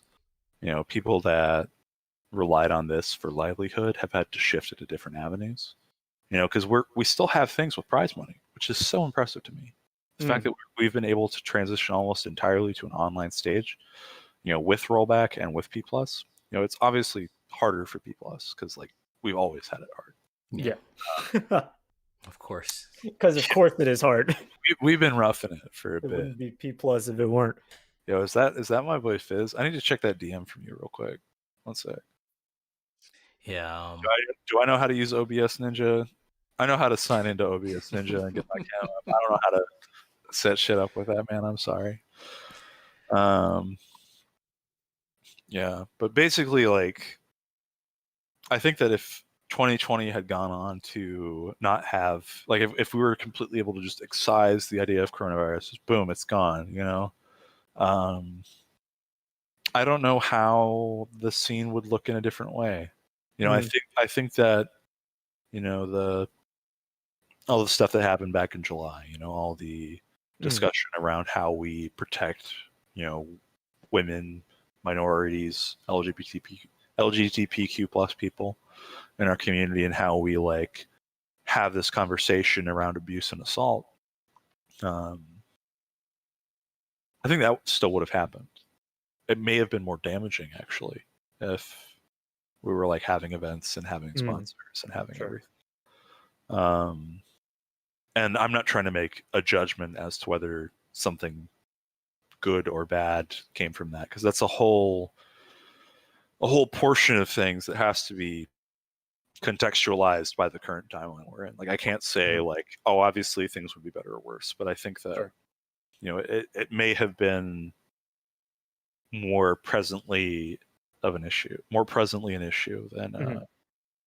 than what did, because it was still already a lot. Like, I remember those 3 weeks or so. Like, it was a while. Yeah, It was a while. took a long time. And I just remember waking up and being like, which one of my friends is still the person I think they are? You know, I was sitting in this chair and I just every half an hour look over the other monitors, be like, right? Yeah. It really was like that. It was rough. Yeah. Because for me, it's like I've worked with a lot of these people. You know, I try to avoid hero worship as a concept. I think that having people you respect and look up to is important, but like recognizing their people is still important. So for me, like, you know, D1 getting called out, or everybody's out already because MorseCode. Yeah, we got Ben. Sorry, we've just MorseCode is definitely still in. Yeah, we've been shooting the shit literally for like an hour now. I'm just gonna have Shay cut this after Grands and then re-upload the last one as a. Yeah, maybe I'll That'd do be something cool. with this. We're gonna have. I didn't know we were gonna have a podcast after this, but yeah, we really went in on it. When I saw your block and saw that I got lined up with Stu, I was like, I'm gonna ask so many questions because I was like looking at my phone while you were commentating Melee, 5 Days Melee, and I was like, wait. You're like, wait, I get Studebaker? Potential for content here? What? No, crossover. I was super stoked, like, when they were like, hey, can you be the PM guy? So like Toph has people to bounce questions off of, and I was like at first I was like, oh, absolutely, of course. And then like I got into it and I was like, I have to be so on point for this. Yeah, you quickly link studying. frame data. Yeah, I was like, God. I was like, oh fuck, like I can't be wrong here. Or Aklo's gonna play Wish secondary? Yeah, it's like, is the PM community gonna call me out, or is the Melee community be like, obviously these kids have no idea what they're talking about? Oh, you know, we were just like, oh, I'm just happy to be here. Yeah. The PM community was just like, normal PM players were like, yo, we're fucking on the big screen. We got 4,000 viewers for PM. Check it out. Yeah. You did a good job. You did a good job. You represented the community well, and I was just just happy to be up there personally. Yeah. Like just I was fucking spooked. happy to see it. I'll be real. Yeah, getting to commentate the next day was really nice. But was that your first block with Toph? I think it was. Yeah, we've like never Wow. You did commentated good. before. You did good. Toph is definitely probably like what, top 3. Yeah, he's extremely he's I think Chameleon. either him or Phil is the most versatile, Yes. like most willing Yeah. to like simultaneously he's able to present his own personality, right? Mm. Because I think there's several ways to be a good commentator. Yeah, we can just fuck all the looping back around to all the July shit. Fuck that. Because this is better and more wholesome. More fun.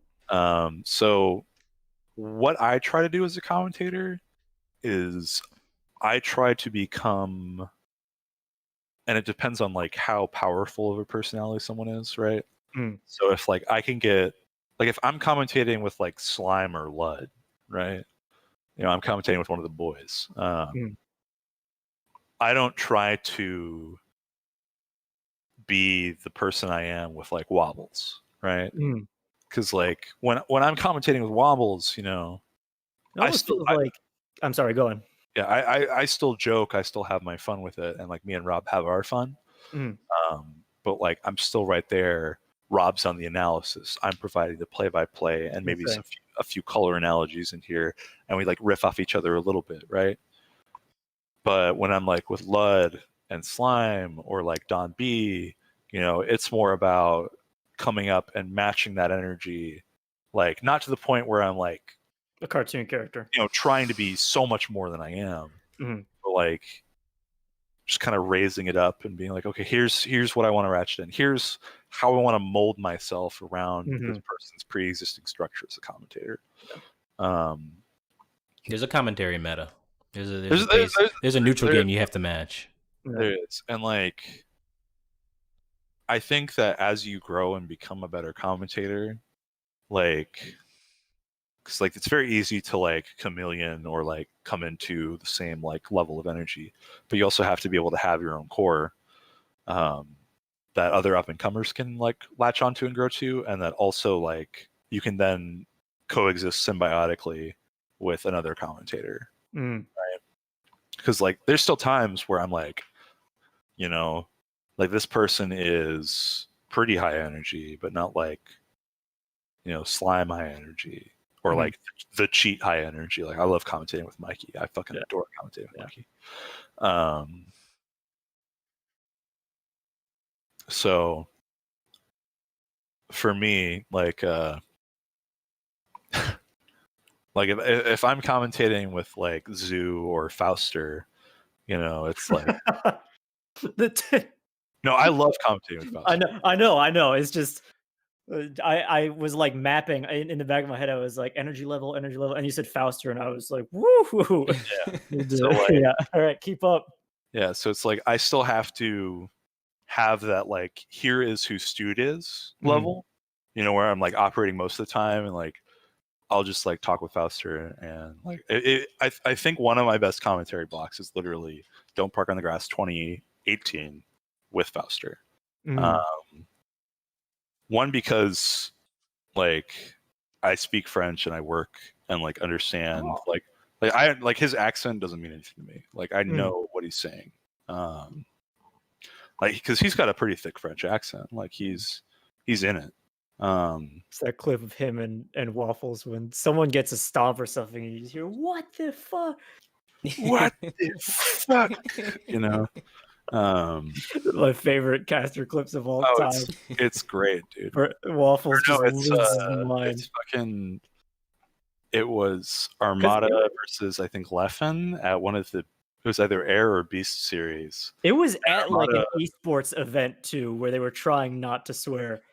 Maybe I'm mixing it up because I remember there was Armada. What the fuck when he was doing like all these beautiful full wave dash up tilts to like combo a Fox across FD. I think yeah. It was the third up tilt. Yeah, he's like, And "My you just hear, motto, what the fuck?" and you hear Waffles just like not able to keep his It's just like, esports composure, just bursts out laughing. yeah, no. So I think that I'm so sorry, but that was sick. yeah, You don't have to worry about that here in PM land. Yeah. no, yeah, we're good. Let you fly. Absolutely. I think that like having and recognizing your own baseline and being able to then like play into other people is really important because you never want to be inflexible, right? Mhm. You never want to like be at the point where you cannot mesh with someone because like there have been times where I have not meshed with people. Mm. And it's rarely a top commentator because like top commentators know what they're doing, right? Mhm. Like they know how to come either up or down or match whatever you need and like work around you and everything. I casted something with Wisely. Shout outs to Wisely. Just so Fantastic. yeah, And you could like feel the commentary synergy when we sat down and he led with like X level of esports. And Mhm. I said like another phrase that was like X-1 level of esports. And I could see him nod. And Yeah, he was he was immediately just like, got it. I just know like, where all we right, are. we're going We're not like DGen basement local, but we're not like Evo. Yeah. I feel exactly where we are. And the Yeah, rest of the talk was just it's not I guess Jeff won, you know, it's like you as a know, quick side story. One of my favorite weird commentary things I've done. I casted the Valorant Grand Finals ooh, with okay. One Night Stands for his Discord tournament, and it was the most adorable thing ever. If you watch the YouTube video, because he and I chat, and he's like, "Yeah, I used to do like league commentary," and I was like, "All right, cool." He's like, "So you take the lead with like play by play. I'll take the lead with play by play. You handle the analysis because you're more in it with these people." And if you watch the VOD, you can see him waiting for my cadence to end, and I purposefully would end really abruptly so he would know, and Yeah. you could see him in the VOD like, and then he'll like, and then start talking, and it was so funny. I was like, he's trying so hard. I love it.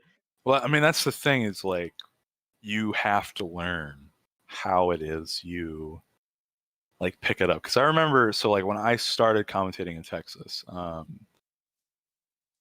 I'm sure you guys know Neptune and JB, right? Oh, of course. Yeah.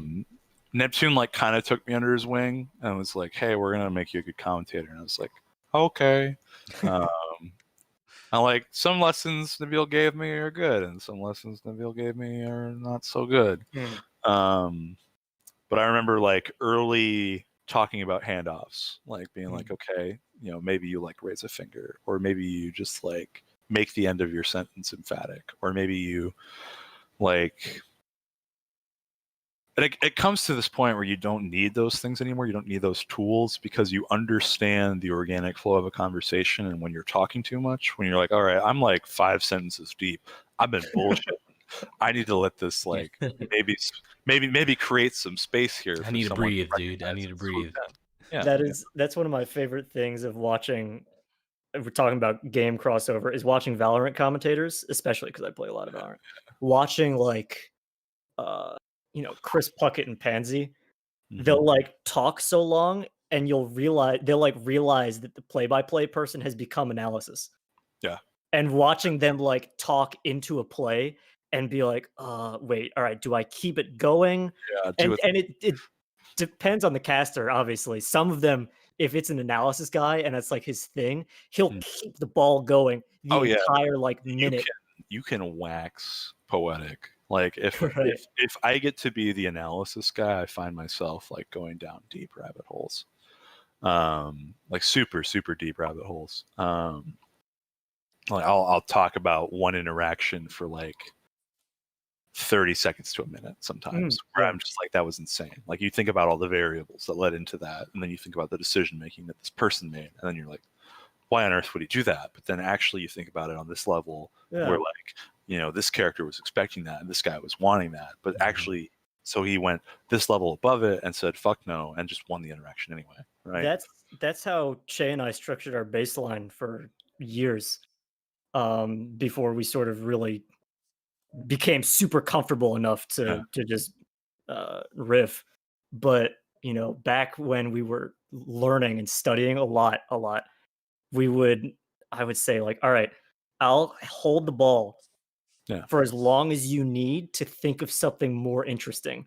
And then when you have it, bring it on and we can just talk about that for as long as we need to. But until then, I'll be the wallpaper that no one notices and just very politely say what's happening. And then you'll remember some cool thing about the interaction of stacked stun or something. And you'll be like, I know this cool fact that Connor doesn't. Yeah, I know why air for Falcon actually works fucking great in this game, as opposed to questionably being SDI'd out of. Stun stacking, baby. Yeah, that was a free. That's a freebie in the Illinois. Whenever you're watching it, really Chalupi said that's a freebie for so long. When you got all the Falcons. No, yeah, I think that they're like I really need to go back and watch the commentary panel because I didn't get to. I went and got groceries in between the last donor read I thought I had to do, and then like coming back to this. So I haven't. Well, ironically, Stu, we. It's not that you missed the groceries.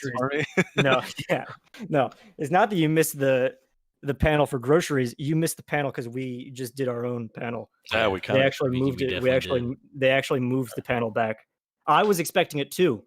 I was studying earlier today, and I finished it like 4:30. I was like, oh god, I'm like halfway through the commentary panel. That was like the one Melee content that I wanted to catch this week for sure. And I bet they have some stellar insights in there. Yeah.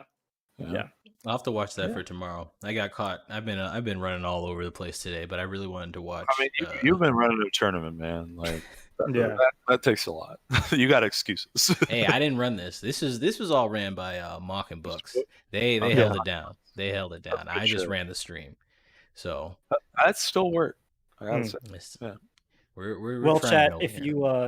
If you hung out with us for this long, we're super grateful to have you. On the note of Mock and Books, obviously, huge shout outs to the Wisconsin Project M scene, putting on another great, successful Matrix. Mm-hmm. Another one. Love to be here. Please go follow twitch.tv/books is great. Be sure that you're up to date with all of the upcoming events. If you're watching from the PM Nexus, I mean, you are by now. It's late. Go, please go click the follow button so you can keep up to date. Che regularly uploads great content. Che and the rest of the team, obviously. It's definitely a team effort. I'm not the only one working back here. We got Moto, Kirby, Shikaka. Everyone's cooking up good stuff. So, shouts to Shikaka, bro. Yeah, everyone. That's some of the best 3.6 browser content out there. That's some of the best PM content out there. Is from Shikaka. He's in one of the greats for the PM contents. Yeah. All right. Shay, where can we find you? You guys can plug away. Just follow the PM Nexus Twitter. That's where I've been mostly trying to maintain things and plug important streams, stuff that's going on. There's going to be a real good tournament tomorrow that looks super Salty stacked. Splatoon series. Mm-hmm.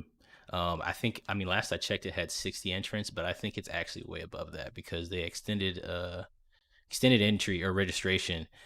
And I can pull it up real quick here, but it had like Run Gunshoe, Stango, Connor, Morse.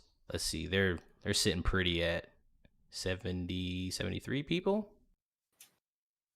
For a PM net play tournament, that's pretty fucking good. Yeah, it hits different. Okay, so 73 people including Melee. There's 64 entrants in just PM alone, but I see a lot of heavy hitters here. You'll see Frost back again tomorrow too, if you guys like that play. Ellipsis, Tommy from commentary. Mm-hmm. Watch and learn. Boat.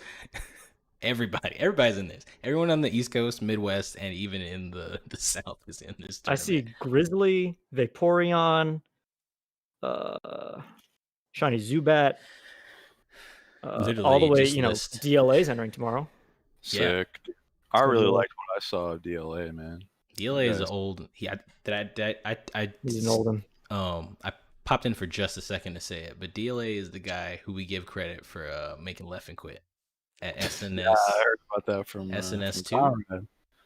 What was it? Do you remember what SNS it was? It had to be an old one. I mean, if It was an Leffen older injured. one. Yeah. But yeah, his DiddyCon made Leffen say, "Fuck this game." Oh, fuck this game. Yeah, Fuck this dude. exactly. Never came back. God damn. That's got to be a good. Oh, sorry. Go on.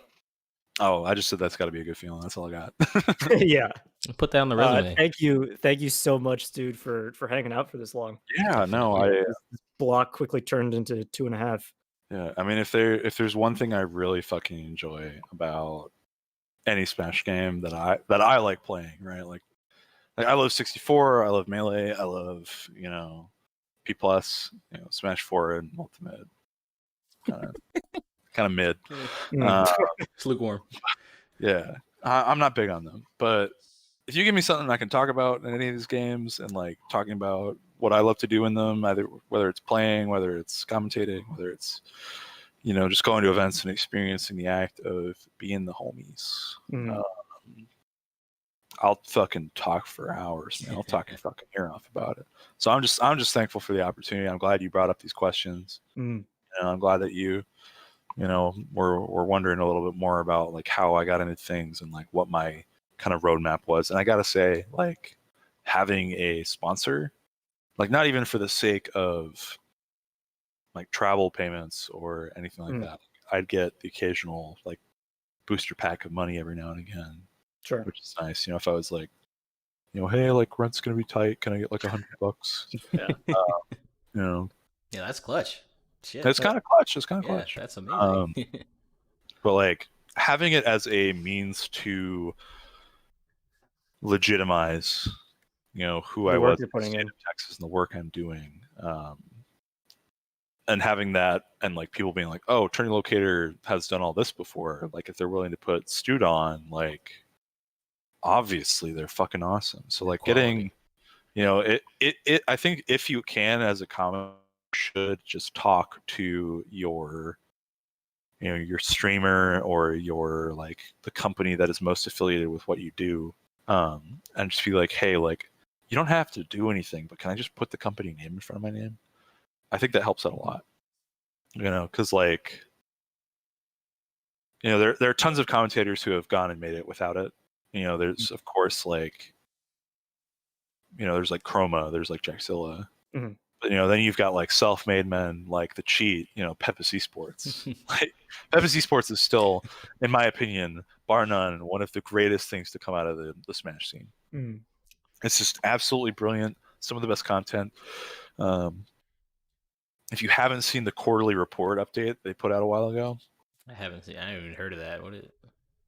It's a YouTube thing on their channel, but it kind of requires some pre-existing knowledge of Pepis. Okay. Once you have the in-jokes, though, holy shit, you're in. Like, it's some of the funniest shit I've ever seen. I might have to look. I might have to tune into that then. I've never heard of that. Learn some of the Pepis lore. A lot of it is just like AZ Cali shit. Like, I love those boys. I fucking love Arizona, man. Arizona is definitely like, if I was to like go to another scene, for the sake of like moving to a new scene, I would go to either Arizona or Illinois. Hey. Yeah. Well, I mean, like a fuck ton of my friends live in Illinois. Like, you guys are homies, but like Joey, Jack, Tom, Shinecore crew, Tucker, like yeah, all these people, all these homies. So it's like, why not? And of course, in AZ, there's Mikey, there's all of Poop House, which is this place in Arizona where like, this is the second house you've name dropped. Both of them in Arizona. Only more. So Fuck House is the Smash cabin, like big Smash cabin, and then Poop House is the house in Arizona. Is that where the PM players are? That's where the melee players are at. So that's where I crash if I we like. got the other one. So like, Poop House is it's just this like standard like Pueblo style like 2-story building that like is in Phoenix, and it's just painted this like kind of poopy shade of brown. We got So- doo-doo brown. so it's the poop house, you know. But yeah, no, all I've got is love for this scene. I know that we can be so much more than what we are, and I know we can be so much better than what we are, and I'm just excited to see all that come to fruition. We're not going anywhere. Yeah, when we finally like crack the code on making a healthy environment, and like, cause I know we can be. I know like we have had, like, especially the PM community, I feel like more than most. Like, we've had our own discrepancies and our own issues, of course, but like, I've always said, like, the reason I like the PM community sometimes more than the Melee community is because all the shitters are gone. Like, everyone that just like played for money, or like everyone that just like was awful and rude as a person, like, there was no like need to keep them around for the idea of like, oh, this person's good. It was just like, no, you're being a fucking asshole. Fuck off. Like, you know, get out of our game store, bro. We've got like all these other people that want to play, and like, you're making it awkward. Just please fuck off and die forever, right? And it's, you know, like it feels like it's, depending on the scene, easier to excise people, and I think the PM community has been very good since our detachment from like the majority of the scene about like seeing, you know, what might be a sickly or damaged part, like a person, or whether it's something that we need to better ourselves on. And we've like, you know, purged that from our systems, and we've made it clean. You know, we've made ourselves a community for the community. PM community is here for PM community's sake. It's we're not here for any money and sponsorships. We're here because we enjoy the game, and we and that's not just shit on any other scene, but I think that oh yeah, having self-regulation and having a strong sense of who we are and how we want to be, right, has been really healthy for us. I don't know. It's there's definitely a lot to the PM scene that I think has benefited from becoming its own scene, where it's not about getting all these views on stream. It's not about, because like, we've got, you know, there are people that have stuck to this. There are 24 people still watching. You know, we've dropped maybe 7 viewers in the last 30 minutes. You know, like, yeah, that's pretty wild. That's awesome. You know? And so it's like, great. we're not at the point right now, and it may change. You know, it may be back at the point where we're selling out, you know, slots for a tournament again, which I really hope we do. But I think that culture, you know, that idea of who we are and who we want to be and how we police ourselves will always remain there, as long as the people that have been in the community and have like led the community, at the very least, pass on what they do and how they approach it. You know, people say Melee's never going to die. I think P+ is one of those things that's never going to die, unless we, you know, unless it comes down to the point where we're all in our 80s and like we can't convince like the jumped up like whatever new letter that we've created to like describe the next generation, because we've already gone through Zoomers. You know? PZ.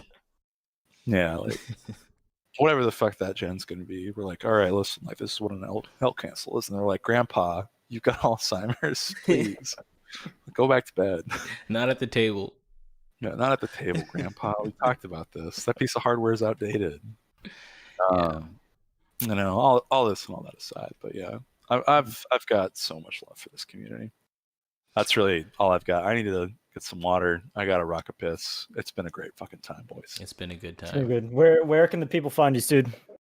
So you guys can find me on Twitter at StudentBakerHawk with a 0 instead of an O, and it's CH instead of K for the Baker part. HOCH, so H0CH. So small aside while we're at it, and you know, I picked my tag because I really love Frank Zappa, and it's a reference to a Frank Zappa song. And I never thought, you know, because I always had like aspirations. I was like, okay, I want to be like a commentator. I want to be good at the game. I want people to like chant my name, and then I never thought about the logistics. People reading Studebaker Hawk on paper with a zero. With a zero, and so it's like I've gotten so many Studebaker Hoch, Studebaker Hawk, like it's been a nightmare. And I don't know if I'll ever rebrand because it's just so funny at this point. But I hear people will refer to you as Stude. Yeah, Stude is probably the best. Stude fun? Yeah. Okay. Yeah. As long as you're cool with Stude, then I'm cool with Stude. Yeah, Stude's great. I've had some people call me Stu. I've had some people call me Hawk. Whatever floats your fucking boat. Like as long as you can say it and it sounds kind of close. Like, as long as I can tell you're talking to me. Yeah, exactly. All right. Well, I'm gonna log off, homies. I really enjoyed talking to you both. I really loved our block, Conrad. Likewise. It's good to see you playing with Elise and Blue and all them. Yeah, Valorant's fun. Valorant, Sea of Thieves. Valley's great. Sea of Thieves seems fun for y'all. But have a good night. Take care. Peace out, man. All right. So, and then there were two. I guess it's just about time for us to sign off too. It's late. That was late o'clock. That was a good sesh though. That was a great. Oh sesh. Yeah, cut the VOD after Grands ends. Yeah, then I'd end up with a little project after this, so I'll see what I can do with that. There's no editing required. You just cut it up. Yeah. Okay. There was some parts where I wasn't here for it, so I didn't know how. Oh yeah, I mean, cut out the part where we talk shit about you, obviously. Okay. Like the moment you stood up, it's like, all right. So shit, he's gone. Right. I fucking hate that guy. Yeah, just chop that part. I don't know if Man, Monkey's so still around. Awesome. Yeah, what? cut that in. Yeah. If Monk is still in, I think he really wanted to give a quick rundown of what's left of the. Oh, have we been waiting? Mark, I'm so sorry. I didn't know. Yeah. Oh God, I didn't know you still had. Oh no. I mean, I'm not going to talk for too long because I know you've been here way longer. I feel bad. I didn't know you wanted to do a quick recap. No, it was super chill. I mean, I've had a good time. I told Shay in chat, it's like this is way better than anything I will ever get to say. All right. Well, what's up? What's the rundown? Yeah, I mean, you can if you want to bail. I don't want to keep you here. If you want to hang around, we'll sign off. We'll just let us know what's going on with the Matrix. Yeah, we haven't even gotten to the part where Jank plays at our normal local time. So, I mean, true. Yeah, we're done before 2 a.m. In Illinois, this is still mid top 16. Yeah, playing for 13th here. Yeah, but yeah, what you guys had to say was really cool. I don't even know how to follow that. Dude is very articulate. It's just cool. I feel like we're really going to get the upswing that people in our community have been waiting for, especially those of us that have been here since like 2014, 2015. Like the rain has come. Yeah, and it does feel like now we get to grow. And something that's really cool to me is how much one individual in the community can do so much. Like, so this circuit was me saying, hey, what if we got $40 between 3 TOs and made a thing for Wisconsin? Melee. And you did. And so we did that announcement. We got an anonymous $300 donation saying P Plus circuit when? And it's like, what? Oh, now what? Like, we're scrambling. Like, can we do P Plus? Like, can we have time to do 2 events? So that's like the impact of 2 individuals. Like started the event and then donated, and then I didn't know that. No. Huh? Oh. I had no clue that you got a random pot bonus donation to get this thing going. Yeah, it's. I mean, if you want to drop the PayPal links in the YouTube chat, I can't really get them right now. And YouTube is spooky with links from non-mods. You can just send it to me on my end, and I'll make sure it makes it to the end. Sure. So JSP was the one who said, like, no, we can do it for P+. Like, we can move things around. We can get the pieces together. We can make it work. And I was saying, I don't want to. Like, we just did this work for a week to get it for Melee. I don't want to shuffle all the pieces around. So JSP is the one who pushed for all this. And then Shay comes in saying, I want to do the Nexus stream. I want to do this. How about this? Can we get like other casters? Can you make this happen? So it's like all the power of these individuals making decisions and having an impact as a group is something that PM has taught me more than anything. And that's really cool. Yeah. I have kind of noticed that things kind of just snowball sometimes with PM. Someone's like, I got 5. Sure. Exactly. Like the rollback bounty. Yeah. Getting to like $11,000. God, imagine. Maybe someday. Dude. It may be. I'm so sick of playing melee net play Mars to only know how to skill grab. Please, God. I want to play a fun character. You're gonna play net play Ganons who only know how to shield grab if you play P+. Fair jab. Yeah. God, okay. I'm not gonna take the discussion there, but oh my God, if I have to play another low tier in melee after playing PM, it just makes my blood boil. Oh, I wonder if this Ness is gonna down air again out of hit stun because it's the only move you have in this game.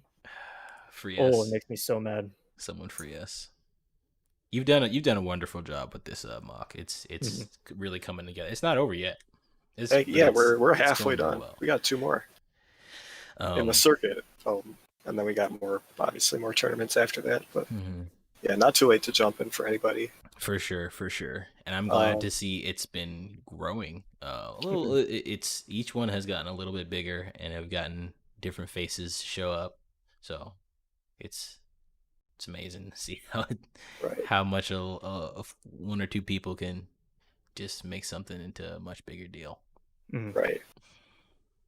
Yeah, and good. So the circuit standings right now, we got Chris ORLY in first place, getting second at both of the events. Nice. And then MorseCode Connor tied for second because they both got first. At fourth, we have Wild and Frost. And in 6th place, we have a tie between Yono and Pablo.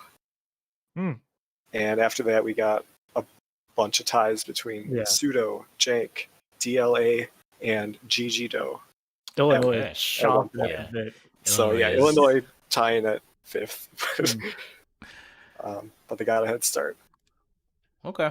Cool. I'm gonna have to look up this Pablo fella.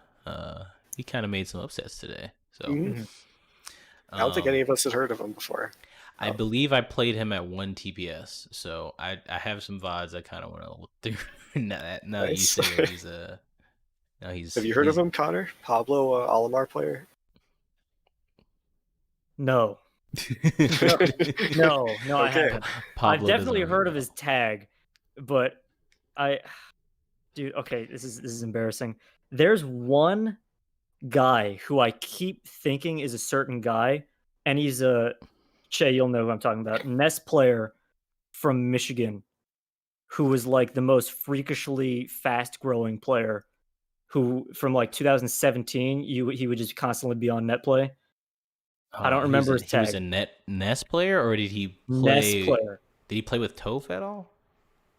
Was that guy? Maybe. There was a Ness player. I just remember there was some guy who ellipsis quote fastest improving player, and I keep thinking it might be like this guy, and that guy keeps moving around in my head. Like, is that so and so? Pablo? No, never mind. We'll track so no. Long answer to your question. I do not know who Pablo is. We'll find out who Pablo is. We'll do some research for the next time. Hopefully he joins again. I didn't get to see any of them on the stream, so hopefully he joins again 2 weeks from now, and we'll get some for sure some VODs. Anyone? Short link is smashgg/matrix, and that takes you to the most recent tournament.